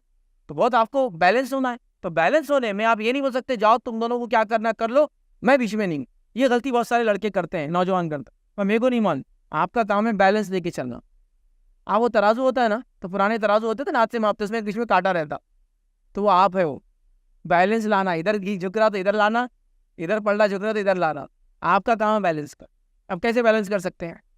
माँ को कुछ चीज़ें पसंद नहीं है कि आप उसके सामने बीवी से कुछ करो। कुछ औरतों को तो यहाँ तक ही मसला होता है कि अगर शौहर आया और बेगम क्या चल रहा है बोले तो इतने हंस की बात कर रहे हो, उससे यही प्रॉब्लम रहता। तो यहाँ क्या करना, बेगम को बोलना बाद में हंस के बात करते हैं, अभी नहीं करते बस। तो अम्मी क्या है, लेकिन मैं माँ को भी गुजारिश करूँगा, क्यों ये सब छोटी छोटी चीज़ों पे यार बैन लगा रहे। शरीयत में जिस चीज़ की इजाज़त क्यों पता नहीं, पता अल्लाह रहम करे, लेकिन बहरहाल तो बेटे का काम है दोनों को बैलेंस करके लेके चलना, चेक एंड बैलेंस करना। ये नहीं बोलना तुमको जो करना है करो, मेरा तुमसे लेना देना नहीं, जाओ क्या करना है, ये गलती मत करो, याद रखिए, इसलिए कि बहुत बुरी बात है। दूसरी चीज याद रखिए, जब भी कोई मसला हो जाए तो सिचुएशन को सही करना मर्द का काम है। हम देख रहे हैं आजकल मर्दों का हाल ये होगा, खासतौर से जो शौहर है, माँ और बीवी में कुछ हुआ, गिरो घर से बाहर, बाद में देख रहे हो बर्तन गिरना बंद हो गए, क्या आवाज एक का मारी गया, तो फिर आईडी से चुपके से आ रहे हो गया मामला, बादल साफ हो गए, बारिश वारिश खत्म हो गई, फिर घुस। ये तरीका सही नहीं है ना। आपका काम था बैलेंस रखना, सिचुएशन को संभालना, वहां रुकना, बात करना, दोनों की वो करना, इसलिए कि दोनों पे अगर गलती होंगी आपकी तो जुल्म हो जाएगा, और जुल्म किसी पर भी आराम है। तो ये एक शौहर का काम है, बहुत ज़्यादा इसको चेक एंड बैलेंस करे। एक बेटे का काम है चेक एंड बैलेंस करे, मतलब ये दोनों के बीच में क्या करे, एक इंसुलेशन का काम करे। अब दो गर्म चीज़ें हैं, बीच में एक इंसुलेटर है, दोनों से एक दूसरे को बचाना है। होता है, याद रखिए, वो फितरत में है कुछ चीज़ें, ठीक है, बहुत ज़माने के साथ चीज़ें हल हो जाती है, लेकिन आपको वो करना है तो छोड़ना नहीं। याद रखिए, ये एक ही हम नसीहत करूँगा हम बेटे को, इसलिए कि टाइम नहीं है सारी नसीहतें हम देखें। अभी सास बहू के झगड़े जो है ख़ानदान बर्बाद करते हैं, नस्लें बर्बाद करते हैं, और जिसको कहेंगे तरक्की रुक जाती है ख़ानदान की, एजुकेशनल लेवल डाउन हो जाता है ख़ानदानों का। बच्चे जो है अगर माँ को जुल्म में देखते हैं तो फिर जिसको कहेंगे एक स्लेवरी वाली सिख मेंटालिटी से बड़े होते हैं। अगर माँ को जुल्म करते हुए देखते हैं तो एक जालिम वाली मेंटालिटी से बड़े होते हैं। कई इश्यूज ख़ानदानों में हो जाते हैं। याद रखिए, ये झगड़े हमारे बच्चों को गुलाम बना दे रहे हैं, ये झगड़े तलाक़ें करवा रहे हैं, ये झगड़े जिस्मानी मारपीट तक जा रहे हैं। ये छोटी छोटी बातें, गलत फहमियाँ क्या कुछ तमाशा नहीं करे। याद रखिए, अब आइए एक हकीकत वाला जुमला याद रखिए, एक स्टेटमेंट ऑफ फैक्ट, कई स्टेटमेंट ऑफ फैक्ट रखते चल रहा हूँ, या और सुन लीजिए। याद रखिए, वो ये है, जिस लड़की पर उसके सास ने जुल्म किया था, अल्लाह रहम करे, जब ये सास बनती तो वही जुल्म करती है उसी लड़की पर, और क्या कहती मालूम, हमारे साथ तो इससे बुरा हुआ था। मतलब बर्दाश्त करो, ये स्टेटमेंट ऑफ फैक्ट। एक लड़की है, सास जालिम मिल गई, रो रही है, माँ के पास रो रही है, रास्ते में रो रही है, वकील के पास रो रही है, खाजी के पास रो रही है, पड़ोसी के पास रो रही है, जिम्मेदार के पास रो रही है, मसला हल कराओ बोल रही है, सब हो गया। अब ये बन गई सास, सेम जुल्म सेम तरीके से उस आने वाली बहू पर। ये साइकिल कब खत्म होने वाली है? और ये बोलकर होता है जुल्म, हमने तो कुछ भी नहीं किए, जो हमारी सास थी ना, हाँ, ये ऐसे हाथों पे बेलन रखती थी और खड़े हो जाती थी इस पे, मैं तो खाली रोटियों के शेप पे तुमको टॉन्ट और ताने मारती तुम्हारी माँ के नाम से, लेकिन हमारी सास ने तो हमको बेलन से मार के निकाली, जूतों से मार के निकाली, फला की, ये की। तो गोया वो जुल्म को बता के अपने जुल्म को आप क्या बोलते हैं, अपने आप को सेटिस्फाई कर रहे हैं कि मेरा जुल्म भी जायज़ है, इसलिए कि मेरे पे भी जुल्म हुआ है। तो ये स्टेटमेंट ऑफ फैक्ट है, ये याद रखिए। तो जो लोग बहुएं हैं अभी और बोल रहे हैं कि सास के जुल्म में थे, और फैसले ने बहुत ऐसी बातें बोल दी, आज पूरे दिल की बातें बोल दी हमारे, उनसे गुजारिश करूंगा जब सास बनेंगे ना, कभी जुल्म नहीं करो। अच्छा, कई लोग इंशाल्लाह इंशाल्लाह, और ये इंशाल्लाह इंशाल्लाह बोलते बोलते पूरे जुल्म चालू है। फिर वो बहू भी आ जा रही है। एक टाइम में सास भी हमारे पास कंप्लेन लेके, ये मैं इसलिए कह सकता हूँ कि 23 ईयर्स का मेरा कैरियर है इसी फील्ड के अंदर, 23 साल हो गए हैं। ऐसे भी थे जो बहुएं थी, अब सास बन के बहुएं भी आ रही, उनकी अम्मी हमारे वही कर रहे। फिर मेरे को सोचो थी यार, इन्हों भी आके वही कंप्लेन कर रहे थे, इनकी बहू भी आके सेम कंप्लेन कर रही, प्रॉब्लम कहाँ है? कोई भी समझने को समझने को तैयार नहीं, मसला याद रखिए, ठीक है? सब मिलजुल कर रहो, मसाइल आते हैं उसको हल करो, एक दूसरे की रिस्पेक्ट करो, इंपॉर्टेंट चीज़, ठीक है? अब चंद नसीहत की बातें। सबसे पहली चीज़, मिलजुल कर रहो, और मिलजुल कर रहने में जो कुछ करना पड़ता है वो करो। दूसरा, एक दूसरे के मामला में बिला वजह इंटरफेयर मत करो, सास बहू के और बहू सास के इंटरफेयर बिला वजह नहीं। उसका अलग, बेटे का ऐसा, बेटा जा रहा है माँ के पास पहले, फिर आ रहा बीवी के पास, तुम मेरे पास पहले क्यों नहीं आते, माँ के पास क्यों जाते हैं? ये बात याद रखो, वो माँ के पास जाता है और उसने माँ के पास ही जाना चाहिए, इसलिए कि वो उसकी माँ है, वो उसकी जन्नत है। इसमें अपना मुआवजा कभी मत करना, क्योंकि ये एक्सपेक्टेशन तुम्हारी अपने बच्चों से होंगी, यहाँ कंपैरिजन नहीं होगा कि जाते तुम सफ़र पे तो पहले अपने माँ बाप मिलते, आते तो पहले उनसे मिलते, वो मिलेंगे और उसने मिलना भी शायद, क्योंकि उसकी माँ है, यहाँ नहीं। तो ये इसका फील्ड है ना, तो बहू बोले कि ये अम्मी का मुकाम है, बिल्कुल तुमने करना। जब बेटा ना करे तो पकड़ के बोलना, तुमने कैसे मम्मी के पास नहीं गए थे आज, उनसे पहले मिलो, मेरे से नहीं, उनसे फना करो, मेरे से नहीं। तो दोनों अपने अपने दायरे को समझें और दायरे में जो है काम करें, याद रखें, ठीक है? इसी तरह एक दूसरे को रिस्पेक्ट दे, दोनों एक दूसरे को रिस्पेक्ट दे, जैसा देना चाहिए। या ऐसा कहूँगा, बहू ऐसी रिस्पेक्ट दे अपनी सास को जैसे अपनी माँ को एक्सपेक्ट करती है, उसकी बहवें उसकी भाभियाँ दे, सिंपल, उधर जो आप चाह रहे इधर। और माँ से कहूँगा अपनी बहू को वैसे रिस्पेक्ट दे जैसा आप चाहते हैं आपकी बेटी को रिस्पेक्ट उसकी सास दे, बस इतना ही कहूँगा। मैं ही नहीं बोल सकता माँ बेटी जैसे रहो, वो बहुत मुश्किल है। वो स्टेटमेंट बोलेंगे, वो जुमला रहेगा खाली एक, वो इसका कोई हकीकत नहीं रहेगी कि माँ बेटी जैसे रहो, वो नहीं रहने वाले। क्योंकि बेटी की हर गलती इस माँ को माफ़ करने के लिए रेडी है, बहू की एक भी गलती माफ़ करने को रेडी नहीं है। तो मैं कहूँगा दूसरों से जो एक्सपेक्ट करते हो अपने लिए वो एक्सपेक्ट करो दूसरों को, कि हम भी उनके साथ वही सलूक करें, बस इतना ही कहूँगा। तो एक दूसरे की रिस्पेक्ट करें, एक दूसरे की गलतियों को नज़रअंदाज करें। क्योंकि हो ये रहा है कि इब्तदाई दौर में सास बैठी बहू की गलतियाँ चुनने पर, और बाद के दौर में बहू बैठी है सास की गलतियाँ चुनने पर, नज़रअंदाज करें। इसी तरह अगर लगता है दोनों में से किसी एक को इस्लाह की ज़रूरत है तो बात करें, इस्लाह करें, इशू को सॉल्व करें, टॉन्ट ना मारें, कमेंट्स पास ना करें। अपने कमेंट पास करें। और आजकल तो सोशल मीडिया के दौर है, सोशल मीडिया में भी चल रहा, ग्रुप में सास और बहू दोनों ऐड, सास एक कमेंट डालते थे, घर में झगड़ा होगा ना तो उन्हें कुछ तो फोटो डालेंगे, अल्लाह के रसूल ने फरमाया, हदीस, तो इन्हों भी एक लाते ढूंढ के फिर अल्लाह के रसूल ने फरमाया। और ग्रुप में भी चल रहा हो, अच्छा शाम में जब शौहर आता, देखिए तुम्हारी माँ ने क्या क्या डाली। अरे भाई नबी अकरम सल्लल्लाहु अलैहि वसल्लम के अक़वाल तो है, उसमें क्या मसला है? समझ रहे आप बात को? वो वहां तक चल रहे झगड़े, मतलब हर जगह वो चल रहे। तो बहरहाल गलतियां हैं, इसलिए बातचीत करो एक दूसरे के साथ, टॉन्ट मारो मत, ये सब गलत तरीका। इसी तरह जब बहू अच्छे काम करे तो सास से गुजारिश करूँ उनका भी तारीफ भी कर देना। जैसा आप पकड़ लेते चीज़ों को, जैसा बहू ने चावल बनाई और चावल के अंदर पता नहीं एक आधे किलो चावल में कितने हज़ार चावल रहते, उतने हज़ार चावल में से एक कच्चा चावल आप पकड़ लेते बराबर। हाँ ये वाला गला नहीं कनी बाकी है। और बोलती यार इसको ये कैसा मिलता बुड्ढी को ये चावल, जो बाकी वाले 999 नहीं मिले, ये 1000 में से एक पकड़ के ला लेती नहीं चावल।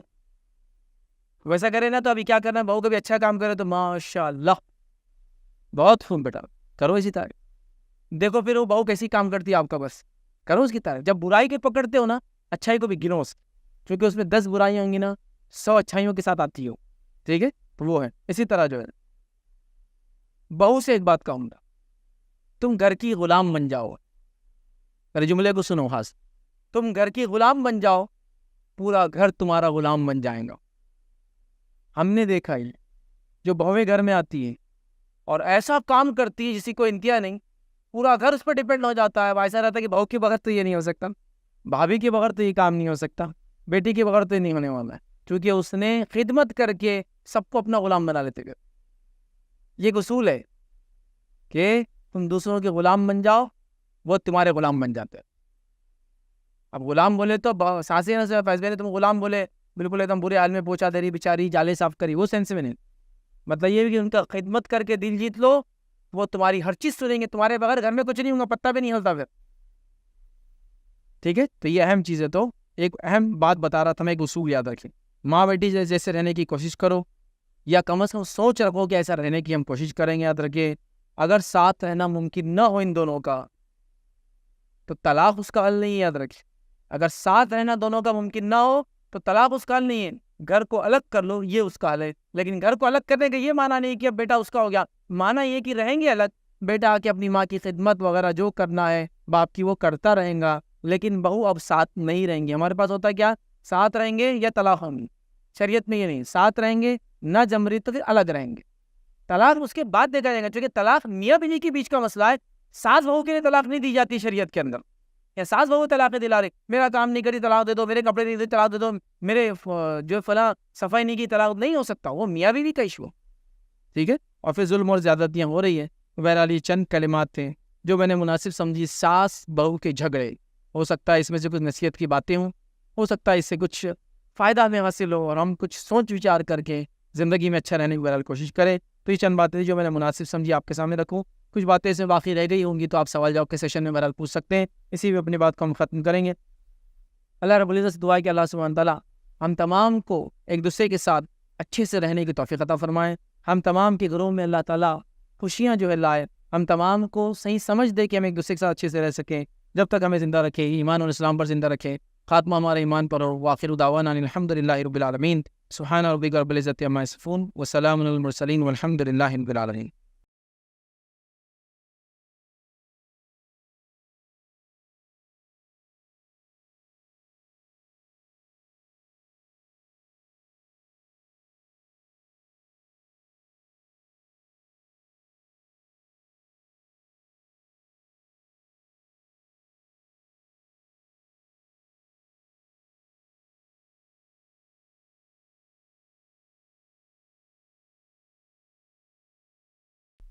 अस्सलामु अलैकुम वरहमतुल्लाहि वबरकातुहू।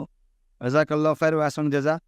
ये थे हमारे दरमियान जनाब एडवोकेट फैज़ सैयद साहब, जो सास और बहू के दरमियान जो झगड़े या इंतशार, जो नोक झोंक होती हैं, उसके ताल्लुक़ से आपके सामने चंद मशवरे उन्होंने रखा कि क्या मामलात होते हैं और उसके तहीं एक सास का, बहू का और उस बेटे का क्या मामला होना चाहिए, ताकि घर के अंदर खुशगवार माहौल बना रहे, किसी तरीके से भी इंतशार ना हो और शैतान आप लोगों के दरमियान ना आए, क्योंकि शैतान चाहता ही है कि वो किसी घर के अंदर क्या है, इंतशार हो जाए। और आपको ये मशहूर वाक़या मालूम भी होगा कि शैतान जब अपने चेलों से पूछता है कि आज तुमने क्या क्या करके लाए हैं, कोई कहता है कि मैंने किसी को नमाज से वो कर दिया, गाफिल कर दिया, किसी को मैंने झूठ बोलने पे लगा दिया, किसी को मैंने चोरी करने लगा दिया। तो वो अपने चेलों को बोलता है ठीक है ठीक है ठीक है। फिर एक उसका चेला आता है, वो कहता है कि मैंने आज मियाँ बीवी में झगड़े लगा दिया। तो बहुत खुश होता है, तूने आज मेरा बहुत अच्छा काम किया है, क्योंकि उसे पता है कि अगर उसने मियाँ बीवी के अंदर झगड़े लगा दिया तो भैया 2 खानदानों के अंदर झगड़े लगा दिया, 2 कबीलों के अंदर झगड़े लगा दिया, 2 जमातों के अंदर उसने झगड़े लगा दिया और बहुत बड़ा काम आगे कि अब उनके अंदर दूरियाँ आ जाएंगी, इंतशार आएंगे, झगड़े आएंगे, फितना और फसाद होगा। तो उसे बहुत शाबाशी देता है। तो सोचिए कि बहुत संगीन मामला है कि आपकी छोटी मोटी आना और छोटी मोटी बातों से शैतान आपके अंदर आता है और आपके मामला और आपके घर और आपकी चीज़ों को ख़राब और डिस्टर्ब और तहस नहस कर देता है। और ऐसा बसा होगा तो आप लोगों को तजुर्बा रहा होगा कि छोटी सी बात की वजह से बहुत बड़ा मसला हो जाता है। तो दुआ करते हैं अल्लाह ताला से कि जो भी कुछ हमने यहाँ पे सुना है, इस पर हमें अल्लाह ताला अमल करने की तौफीक अता फरमाए और हमारा अल्लाह ताला इस काम को हमें अच्छे से अंजाम देने की तौफीक अता फरमाए। इंशाअल्लाह फ़ौरन ही सवाल जवाब की नशीद शुरू हो जाएगी। सवाल जवाब के लिए जो चंद हिदायत रहती है आमतौर पे दोबारा आपके सामने रख देते हैं कि एक वक्त में एक सवाल किया जाए, सवाल मुख्तसर हो, टॉपिक या जो उन्वान है उसके तहत ही सवाल हो। दोबारा सवाल करना हो तो आप दोबारा लाइन में लगें। मर्द हजरात के लिए जेंट्स में ही सामने माइक है, वहाँ पर आके अपना सवाल पेश करें। ख़वातीन के लिए भी माइक है LED के लेफ़्ट साइड में, या वो चिट्स के पर भी अपना सवाल पेश कर सकते हैं। इसी तरीके से एक ऐलान, कुछ ऐलानात ये भी हैं, इंशाअल्लाह कल का जो उन्वान रहेगा, कल की जो शब रहेगी, उसमें है रसूल सल्लल्लाहु अलैहि वसल्लम का, यानी मोहम्मद सल्लल्लाहु अलैहि वसल्लम का अपनी बीवी या बीवी के साथ में कैसा सलूक रहता था, उसके ताल्लुक से चंद बातें आपके सामने इंशाअल्लाह पेश की जाएंगी। इंशाअल्लाह इसी से हम सवाल जवाब का सेशन शुरू करते हैं।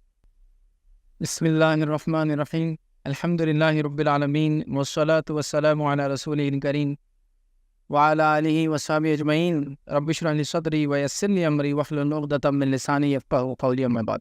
जी, अस्सलाम वालेकुम रहमतुल्लाह। जी फैज़ भाई, आपने ये तो सब चीज़ बताई, लेकिन अक्सर ऐसा देखने में आया कि जहाँ सास और ससुरे ना हो, मियाँ बीवी अलग रहते तो उनमें काफ़ी झगड़ा होता, लेकिन वो कंट्रोल नहीं कर सकते हो, उनमें पचाने वाला कोई भी नहीं रहता। लेकिन यह सास ससुरे बहुत बड़ा काम करते उस जगह पर। कई जगह पर छोटी सी बात को अलग करके बिल्कुल नॉर्मल हो जाता, लेकिन जब ये अलग रहते तो इनमें इतना झगड़ा होता कि मारा जाता, यहाँ तक कि तलाक पे बात आता। सवाल आया है कि अगर मियाँ बीवी अलग रह रहे हैं तो और सास ससुर साथ नहीं है, घर में कोई जिम्मेदार नहीं है, तो देखा जाता है कि जुल्म ज़्यादती ज़्यादा होती है औरतों पे कभी कभार। ये बिल्कुल बात दुरुस्त है। मैं कभी भी ये रिकमेंड नहीं करूँगा कोई इंसान जो है अपने वालिदैन से अलग रहे। रीज़न ये है कि जो बच्चे होते हैं, अगर वो ऐसे घर में पलते और बड़े होते हैं जहाँ उनको दादा दादी नहीं दिखते, याद रखिए, तो इनकी तरबियत अलग होती है। और उन बच्चों को आप देखिए जो दादा दादी के साथ रहते हैं, उनकी तरबियत अलग रहती है, क्योंकि वो बड़ों के साथ रहते हैं, बड़ों को देखते हैं, बीमारियों को देखते हैं, इलाज को देखते हैं, खिदमत के जज्बे को देखते हैं, अपने बाप को जब बाप की खिदमत करते हुए देखते हैं, बड़ों से सीखते हैं, उनकी नसीहत से सीखते हैं, उनके एक्सपीरियंस सीखते हैं, उनके तजुर्बों से सीखते हैं। काफ़ी सारे फ़ायदे होते हैं, ये अपनी जगह है। लेकिन ये सोल्यूशन कब होगा अलग होने का जो हम बात कर रहे थे, वो सिर्फ और सिर्फ तब हो रहा है कि जब जमीन ही रही और बोले तलाक दे दो। तो तलाक देने के मुकाबले में मैं कह रहा हूँ अलग रहो।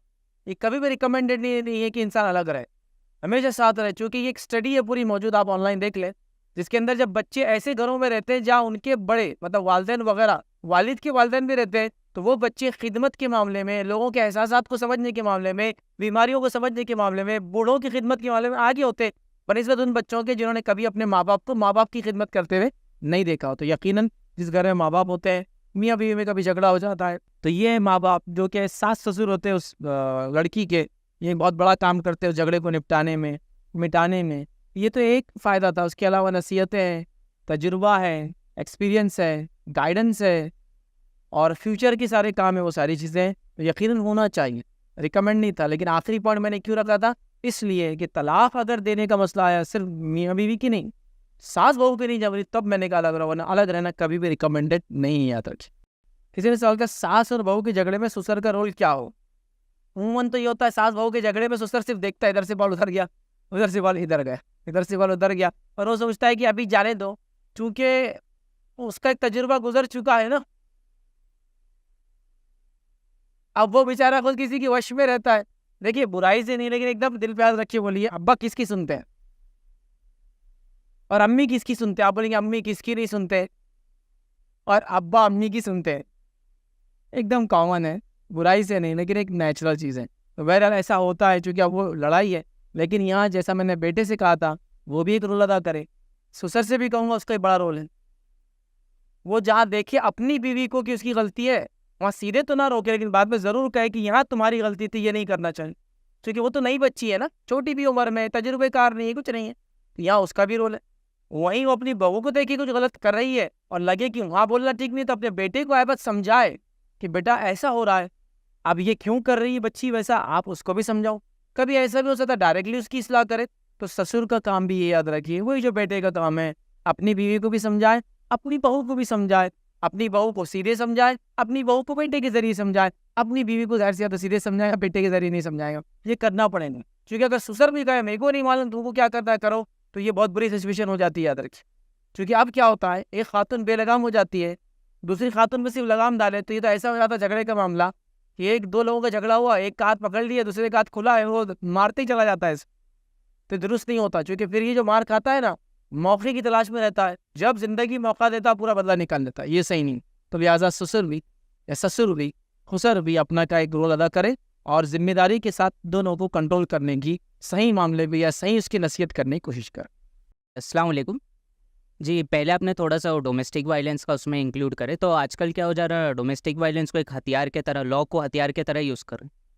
हालत ऐसी होती पूरे ख़ानदान को उठा के जेल में डाल देते, और आदमी जो है शादी करने से डर रहा, फिर ऐसा कहीं जेल में तो नहीं डाल देंगे। मैंने सवाल किया, सवाल ये है कि लोग डोमेस्टिक वायलेंस के केस डाल देते हैं वगैरह करते हैं, तो लोग निकाह से भी आजकल डर रहे हैं कि यार ये तो बाद में बड़ा मुश्किल हो जाएगा, क्योंकि पूरे ख़ानदान को डाल देते हैं। बहरहाल देखिए, क़वानीन औरतों के हक़ के लिए बने हैं और होना भी चाहिए, क्योंकि एक ज़माने तक समाज ने औरतों के हक़ नहीं दिए, तो हुकूमत ने भी क़वानीन ऐसे बनाए कि औरतों के हक़ के लिए, क्योंकि औरतों पर जुल्म हुआ, लड़कियों को मारा गया वगैरह, तो कानून उनके लिए बनाएंगे। लेकिन बड़ी अफसोस की बात है कि औरतें उसको मिसयूज़ कर रही है उस कानून।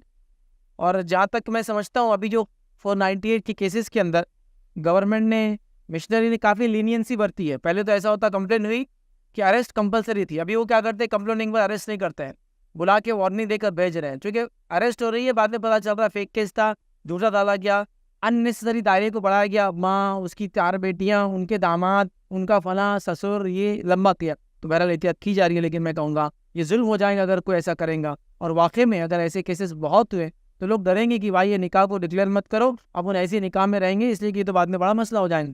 तो लिहाजा एहतियात करना चाहिए, झूठे केसेस वगैरह डालना बिल्कुल शर्म दुरुस्त नहीं होगा याद रखें। लेकिन एट द सेम टाइम अगर खातून पे जुल्म हो रहा है, तो मैं कहूँगा जुल्म को भी रोकना चाहिए, जो भी तरीक़ेकार उस जुल्म को रोकने के लिए हो सकता है वो करना चाहिए। आपने बोले जैसा बहू जो है गिबत करती अपने ससुराल की, तो उनका एक एक्सक्यूज़ ये रहता, और जनरली भी ये आम रिश्तेदारों में एक्सक्यूज़ ये रहता कि उनके तानों से और वो जो भी हुआ, झगड़ा हुआ, इश्यूज़ होते, तो उससे जो तकलीफ़ होती है वो बोझ हल्का करने के वास्ते वो गिबत करते और वो बातें करते। तो एक्सक्यूज़ कहाँ तक जो है दुरुस्त है उनका? मैंने एक सवाल किया कि बहुत सारी बार औरतें जो गिबत करती है अपने ससुराल की, वो ये एक्सक्यूज़ देती है कि हम ये करके दिल हल्का कर रहे हैं अपना।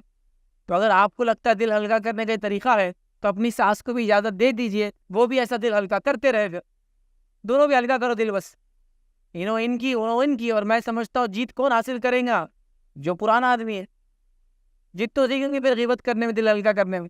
जैसा आपने दिल हल्का करे अपनी अम्मी को बोल के, इन्हों दिल हल्का करेंगे सोशल मीडिया पे डालकर, इन्हों दिल हल्का करेंगे मजलिसों में बैठकर, अरे आओ हमारी बहू तो भाई क्या माशाल्लाह नहीं माशाल्लाह। ये माशाल्लाह लेकिन क्या रहता, बहू को समझ में आ जाता कि मीनिंग क्या है। आप बोलते ना बहुत अच्छा बेटा, और एक रहता बहुत अच्छा बहुत अच्छा, तो वो बोलने के अंदाज समझ में आता कितना अच्छा, या वो अच्छे का क्या माना है, समझ रहा। तो लिहाजा ये जायज़ तरीक़ा नहीं है, ग़ीबत है। आप उसको दिल हल्का करना ये कहकर वो नहीं कर सकते। आप अगर इसका जवाब देंगे तो आपकी सास को, आपकी ननंदों को और दीगर रिश्तेदारों को भी हक़ है इस तरह के काम करने का। दिल हल्का करने का तरीक़ा अलग होता है, आप किसी से सवाल करके कोई चीज़ पूछ सकते हैं कि ऐसा किया जा रहा तो क्या करना चाहिए, ये नहीं बोल के कि इसने किया उसने किया, एक सवाल है, वह अलग चीज़ है। सीखने की नीयत से कर सकते हैं, लेकिन दिल हल्का करने के ये तरीके नहीं, ये प्योर गीबत है जो हमारे पास की जाती है।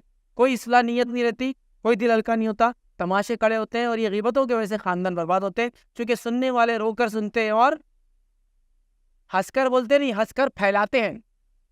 आपकी बहू का कॉल आया था, बता रहे थे कुछ बातें, अभी नो क्या बता रही थी, क्या बोली मेरे बारे में, नहीं कुछ मीन्स बोल रही थी बहुत जुल्म कर रहे हैं आप, ये वो कुछ बोली, क्या जुल्म कर रहे, नहीं वो नहीं बोली लेकिन बोल रही थी फलां है, और वो फिर बात पहुंच जा रही, फिर इनो डबल, ये सब अच्छी बातें नहीं है। तो दिल हल्का करने का ही तरीका नहीं है, याद रखिए। किसी ने सवाल किया कि सास और बहू के में मुख्तलिफ राय है किसी एक मसले पर जो कि शरई मसला नहीं है, मतलब दुनिया का मसला, इसमें इख्तिलाफ हो सकता है, शरई मसला ना हो, तो शौहर उसमें क्या करे, मतलब सास की एक राय, मतलब माँ की एक राय और बीवी की एक राय, ऐसा बोली, तो शौहर क्या करे, ये शख्स क्या करे, चूंकि शरई मसला नहीं है, ये नहीं कि हलाल है हराम, ऐसा नहीं है, वो शरई नहीं है, मतलब ये करना है नहीं करना है, घूमने जाना है, कुछ भी हो सकता है, इसमें क्या कर। देखिए जब दोनों की मुख्तलिफ राय है, शौहर का काम है या बेटे का काम है दोनों की राय सुने और बीच का रास्ता निकालने की, या ज़्यादा बेहतर क्या रास्ता है वो मशवरा देने की कोशिश करे। मिसाल के तौर पर माँ का कहना है कि फला होटल में खाने को जाएंगे, बीवी का कहना है फला होटल में खाने को जाएंगे, अब शरई मसला तो कोई है नहीं रहा, जाहिर सी बात है। अब आप क्या करें, बैलेंस में बात करके माँ को बताए कि यहाँ जाने का क्या नुकसान है अगर वहाँ नहीं जाना चाहते, और बीवी की राय को ये ना कहे कि उन्होंने सही कहा, आप ये कहे कि दूसरी राय की तरफ सोचा जा सकता है या तीसरी जगह जाया जा सकता है, इसलिए हो सकता बहू ने जो राय दी वो सास को पसंद ना है, ये क्या है सकता। कोई राय बहू ने मतलब बीवी ने दी और वो राय सही नहीं है, तो आप कहे कि ये दुरुस्त नहीं है इसलिए कि अपने पॉकेट में भारी पड़ने वाला है, जाने को दूर होगा, गाड़ी की सहूलत नहीं है, तो बीच का रास्ता निकालने की, दोनों को मनाने की कोशिश करे। यूं ना छोड़ दे कि अब तुम दोनों देख लो क्या करना है, मेरे को शाम में बोल देना कहाँ चलना है, मतलब ये दिन भर बस लड़ते रहेंगे और आप शाम में क्या तय हुआ, तो इन्हों 2 जख्म के साथ बैठे हुए, इन्हों 3 जख्म के साथ बैठे हुए, और हमारा तय हुआ कि अब दवाखाने जाएंगे दोनों और कुछ नहीं करेंगे।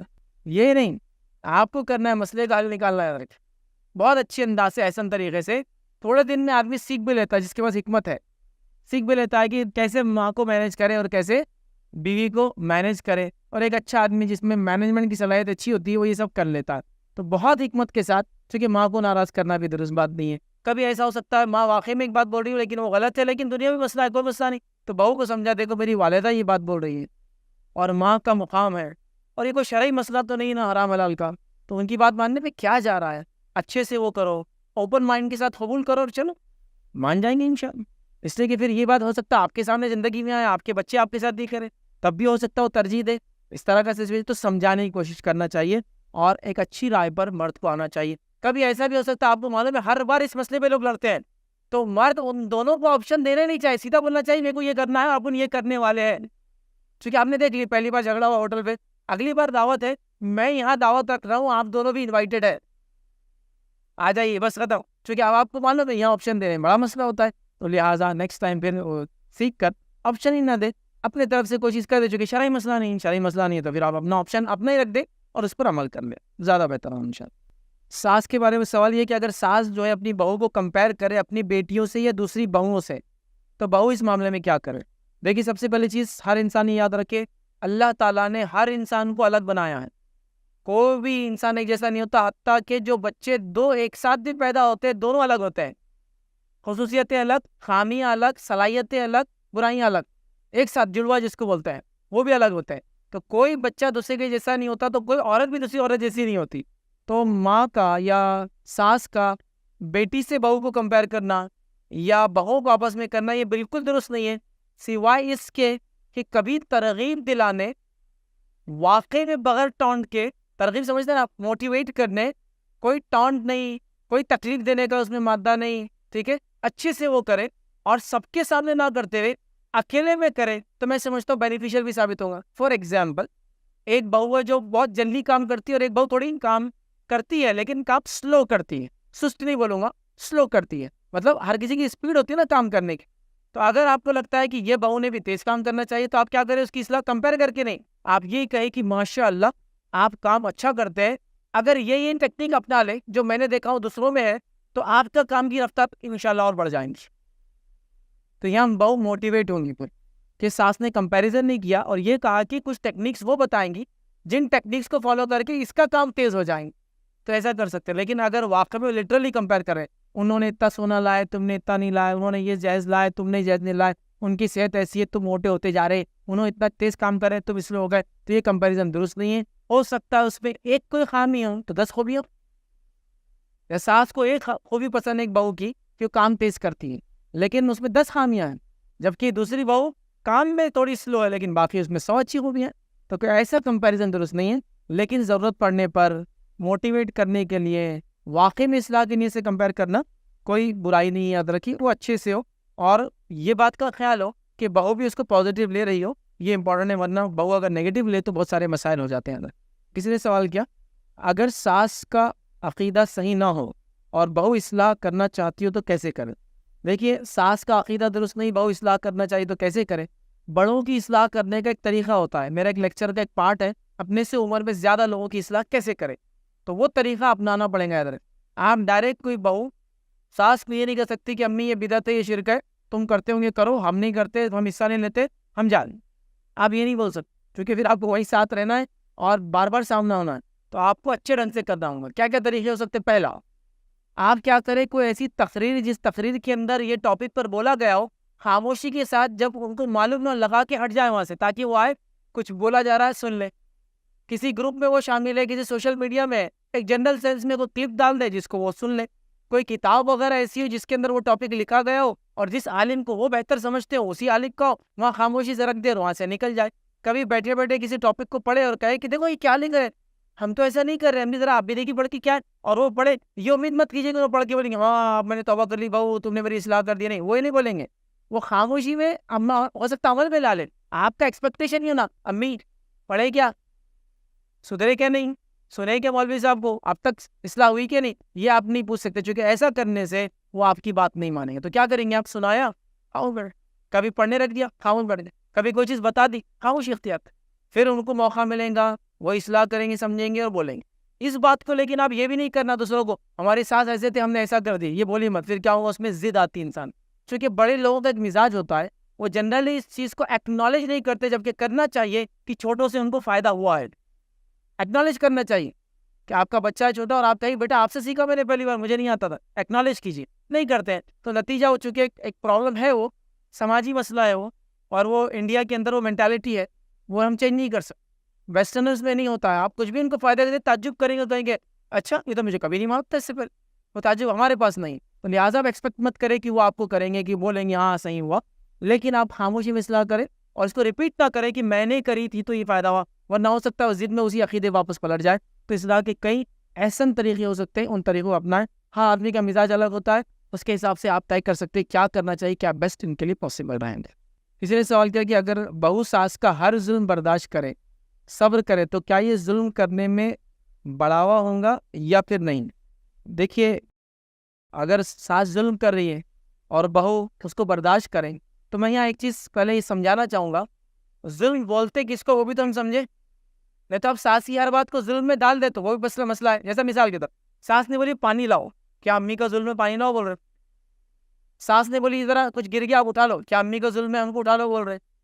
तो आपको जुल्म पे डिफाइन करना पड़ेगा पहले तो क्या है, लेकिन वाक़अतन वो जुल्म कर रही है, जो जुल्म है शरीयतन। तो ऐसे जुल्म करने पर आप उनकी इस्लाह करने की कोशिश करें, लेकिन अगर वो न माने और अब अल्लाह के लिए बर्दाश्त कर ले, बच्चों के लिए बर्दाश्त कर ले, घर के अंदर अमन अमान बाकी उसकी बर्दाश्त कर ले, शौहर के लिए अपने बर्दाश्त कर ले, कि क्या करेंगे बूढ़े हो चुके हैं, या उनकी उम्र को देखकर, उनके हालात को देखकर, उनके कंडीशन में सोचे कि अब उनकी उम्र हो गई, अगर ये बोलते हैं तो हम सुन ले। होता है ना ऊपर से लोग कुछ कर देते हैं, हम जवाब ना दें, तो इंशाअल्लाह अज़ीज़ ये उनको जुल्म में बढ़ावे में नहीं आएगा, बल्कि आपके अजर में आएगा कि आपने उनको बर्दाश्त कर लिया, उनकी उम्र की वजह से, उनके मिजाज की वजह से, उनके तकाज़े की वजह से, जो भी है। तो लिहाजा जुल्म क्या पहले डिफाइन किया जाए, उसके बाद समझाया जाए, बोला जाए कि मुझे इससे तकलीफ होती है, मैं चाहती हूँ आप ये ना करें, लेकिन अगर उसके बाद भी करें तो कुछ चीज़ों में तो आप बर्दाश्त कर सकते। लेकिन अगर वो हद से ज़्यादा है, वो लिमिटलेस है, आपको डिप्रेस करता है, आपको टेंस कर दे रहा है, आपकी ज़िंदगी मिजरेबल होगी, बच्चों की तरबियत नहीं कर पा रहे, शौहर के साथ रह नहीं सकते, खुशी आपसे छीन गई, तो फिर मैं कहूँगा ये दुरुस्त नहीं है। आप उनकी इस्लाह करें या फिर सेपरेशन करें, मतलब अलग हो जाए उनसे, ज़्यादा बेटर रहेगा। आप उनसे अलग हो, उनके बेटे को अलग ना करें उनसे, मीनिंग ये कि घर अलग रहे, बेटा आए जाए अपने माँ बाप के पास रहे, वो एक अलग चीज़। किसी ने सवाल किया क्या हो अगर हर चीज़ की इजाज़त सास से लेना ज़रूरी है? शौहर कहता है कि अगर अम्मी हाँ कहे तो जाना, या कोई भी चीज़ करना, शौहर हर काम शौहर का क्या काम होगा? देखिए, अगर शौहर कुछ ऐसी चीज़ों में जो आपकी पर्सनल नहीं है, जनरल है, सबका मिलकर डिसीजन होता है, घर के बड़े का डिसीजन होता है, वह कहता है कि अम्मी की सुनो, तो आपको वहाँ सुनना पड़ेगी क्योंकि वो घर के बड़े हैं। जैसा वो कोई अब्बा की सुनते होगा क्योंकि अब्बा घर के बड़े हैं।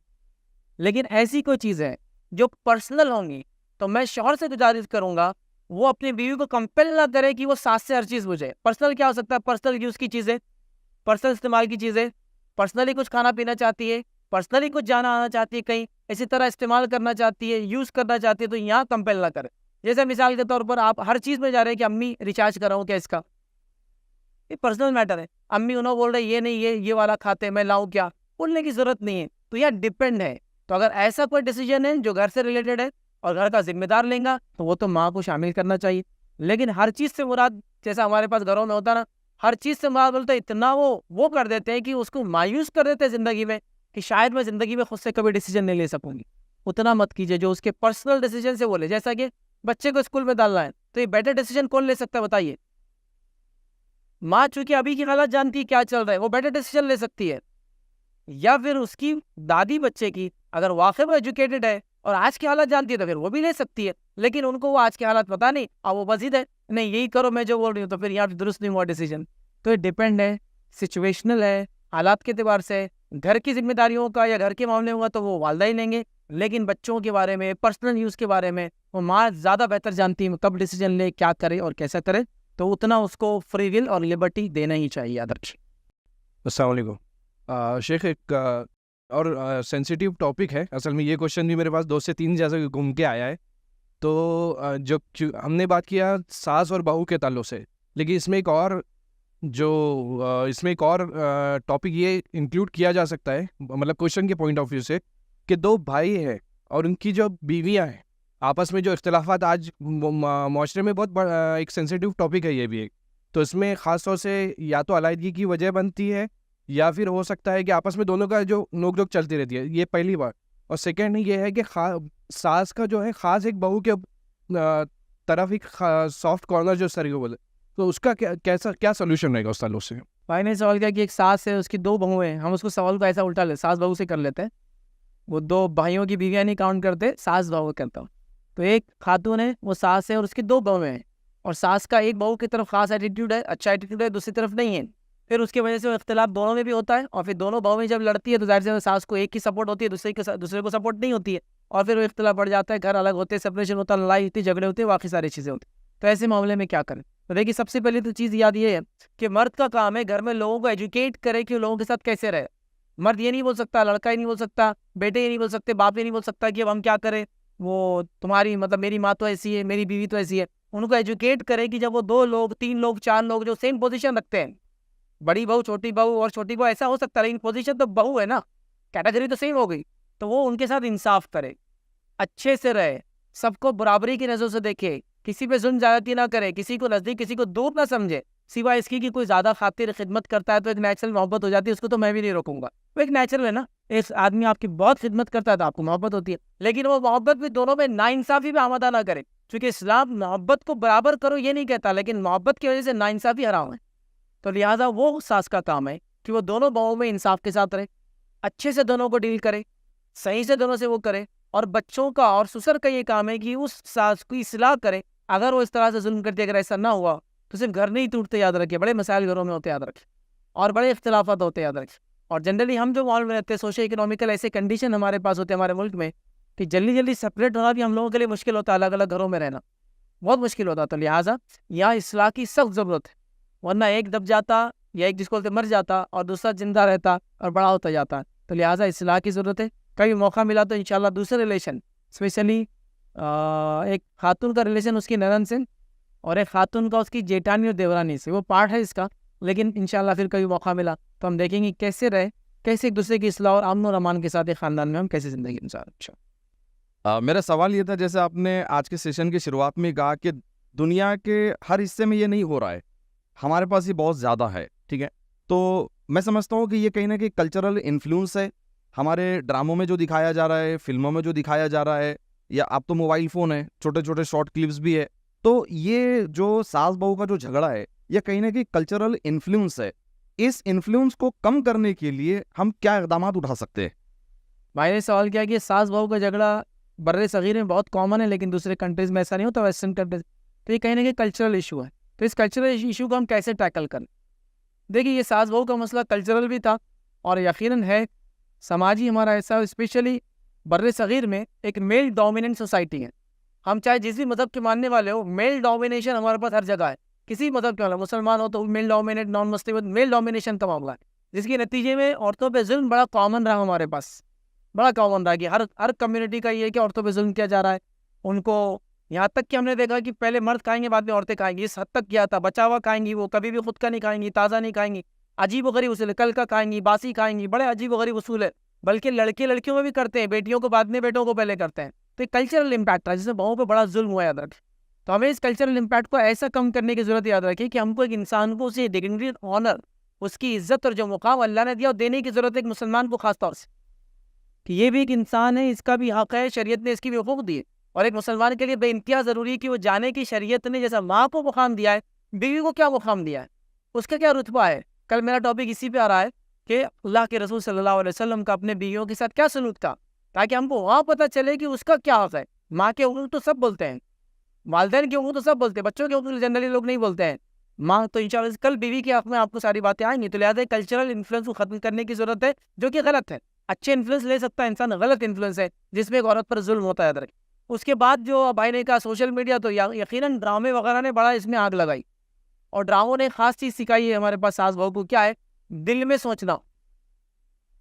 टीवी में तो बाहर से आवाज़ आती, स्पीकर में से मुंह नहीं चलता वहाँ, जैसा सास सामने सास सोचती बहू ने ये की होंगी, तो पीछे से आवाज़ आती, खाली इसकी आंखें चलती रहती लेके, और बिजलियाँ कड़कती रहती पीछे से, और म्यूजिक चेंज हो जाती। तो वो बड़ी औरतों में आ गई आजकल, मतलब औरत दो औरतें जा रही है, सास और बहू खास तौर से, तो जो नजर रहती है ना उनकी एक दूसरे की तरफ, कर ली क्या उन्होंने? आ गए हमारे सास, मतलब जो इशारे चलते हों वो इशारों में आधा खत्म कर देते एक दूसरे को। बहू सास के लिए जो नज़रों का इस्तेमाल करती है, सास बहू के लिए जो करती है, इस सीरियल ड्रामों ने इसको बड़ी आग हवा लगा दी, याद रखिए। तो लिहाजा हमको एहतियात करना चाहिए। ये रिश्ता मोहब्बत का, उल्फत का, इज्जत का होना चाहिए। इसलिए कि सोचिए, एक औरत अपने बेटे के बच्चों से बेइंतहा मोहब्बत करती है, उसके पोते होते हैं, पोतियाँ होते हैं, है ना, और वही औरत उन बच्चों की माँ पे जुल्म करती। मुझे समझ में नहीं आ रहा जो जरिया बने उसके दुनिया में आने का, ये कैसे हो सकता है? मुझे झाड़ का प्रोडक्ट तो पसंद है, झाड़ बिल्कुल पसंद नहीं है। आने वाला फल मेरे लिए सबसे महबूब है कि उनके लिए मैं जान भी दे सकता हूँ, लेकिन ये झाड़ कट जाना जल्दी तो अच्छा होगा। ये कैसे हो सकता है? तो ये अजीब व गरीब मामला है। ये बहुत, जिसको कहेंगे ना, डिग्निटी, ऑनर वाला मामला है। एक दूसरे को रिस्पेक्ट देने की ज़रूरत है।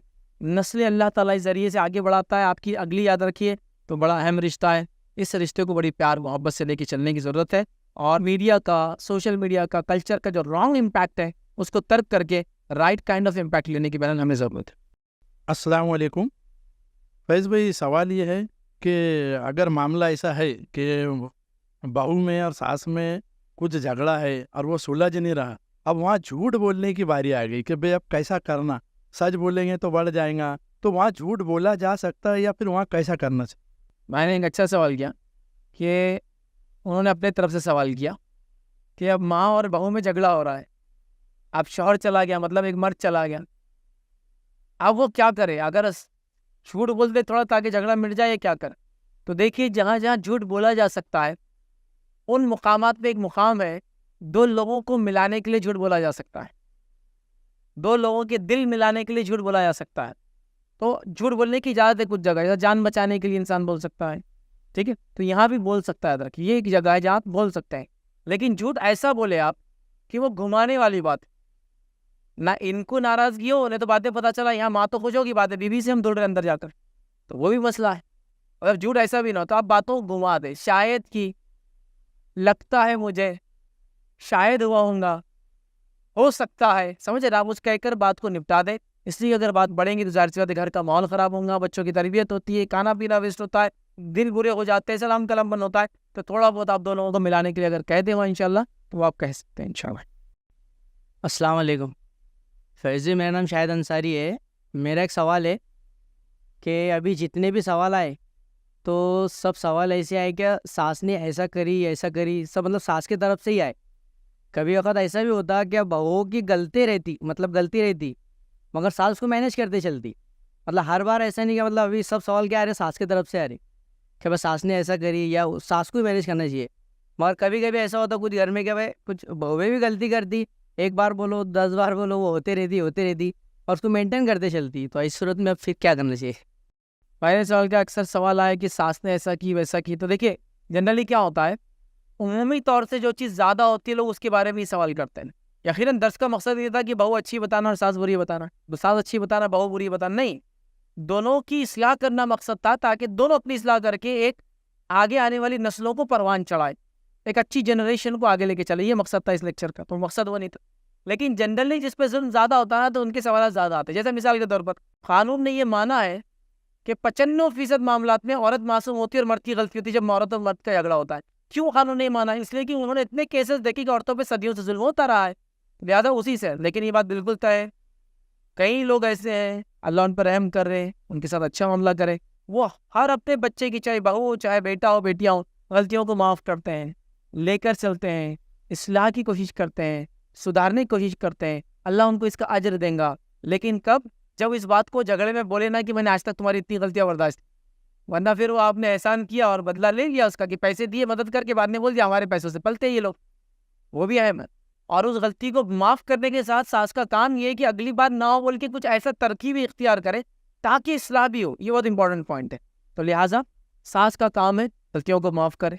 गलतियाँ सास से भी होंगी, गलतियाँ बहुओं से होंगी, बहुओं से ज़्यादा एक्सपेक्टेड है कि गलतियाँ करे चूँकि वो नौजवान है, और जवान और नौजवानों से गलतियाँ ज़्यादा होती है, याद रखिए। लिहाजा हमारा मकसद ये था हम सास को बुरा बोले बड़ों को बुरा बोले, मकसद ये था कि दोनों अपने मुकाम को पहचाने। और हाँ अल्हम्दुलिल्लाह माएँ होती घर में, सासें होती जो वाकई में माँ के जैसा घरों को लेकर चलती है, बहुओं की गलती, बेटों की गलती, दीगर ख़ानदान वाले गलतियों को लेकर चलती है और घर को पूरा बोलते हैं ना एकजुट एक साथ लेकर चलती है। तो सलाम ऐसे लोगों पर याद रखिए जो इस तरह से अपने घर को लेकर चल रहे हैं, ताकि उस घर में सुकून हो। इसलिए कि अगर वो एक औरत बोलेंगी फिर वो झगड़ा होगा, वो हिकमत इख्तियार करके नहीं बोलती, अल्लाह उनको अजर देगा। लेकिन इस बात को कभी भी झगड़े में निकालना नहीं कि हमने यही जगह तुम्हारी माफ़ करे, वरना फिर वो सारे मसले और फितने उड़ जाते हैं उसकी वजह से। इंशाअल्लाह अज़ीज़ इसी पर अपनी बात को ख़त्म करेंगे। वाखिर दावाना अल्हम्दुलिल्लाहि रब्बिल आलमीन, सुब्हान रब्बिका रब्बिल इज़्ज़ति अम्मा यसिफून व सलामुन अलल मुरसलीन वल्हम्दुलिल्लाहि रब्बिल आलमीन।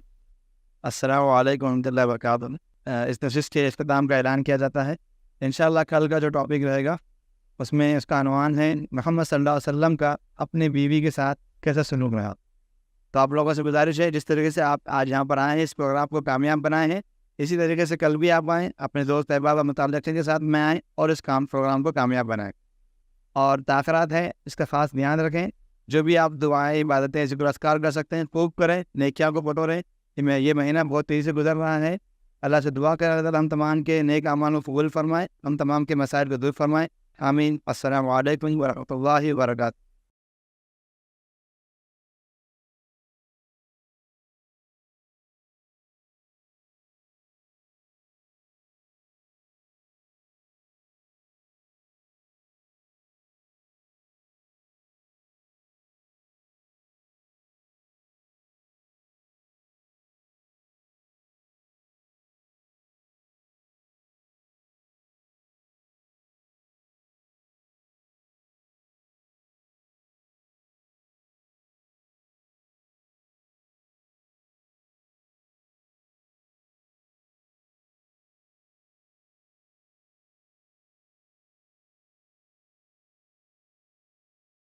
अस्सलाम वालेकुम। आप भी हमारे इस काम में ताउन करें अपनी ज़कात और सदक़ात के ज़रिए। डोनेशन डिटेल्स के लिए डोनेट पर क्लिक करें। अगर आपको हमारे वीडियोस पसंद आए हैं तो इसे शेयर करें और सबके हकदार बनें। रोज़ाना हमारे वीडियोस को पाने के लिए हमारे यूट्यूब चैनल को सब्सक्राइब करें और बेल आइकन दबाएं। हमसे दीगर सोशल मीडिया पर जुड़ने के लिए वीडियो में दिए गए आईडी को सर्च करें। जज़ाकल्लाह।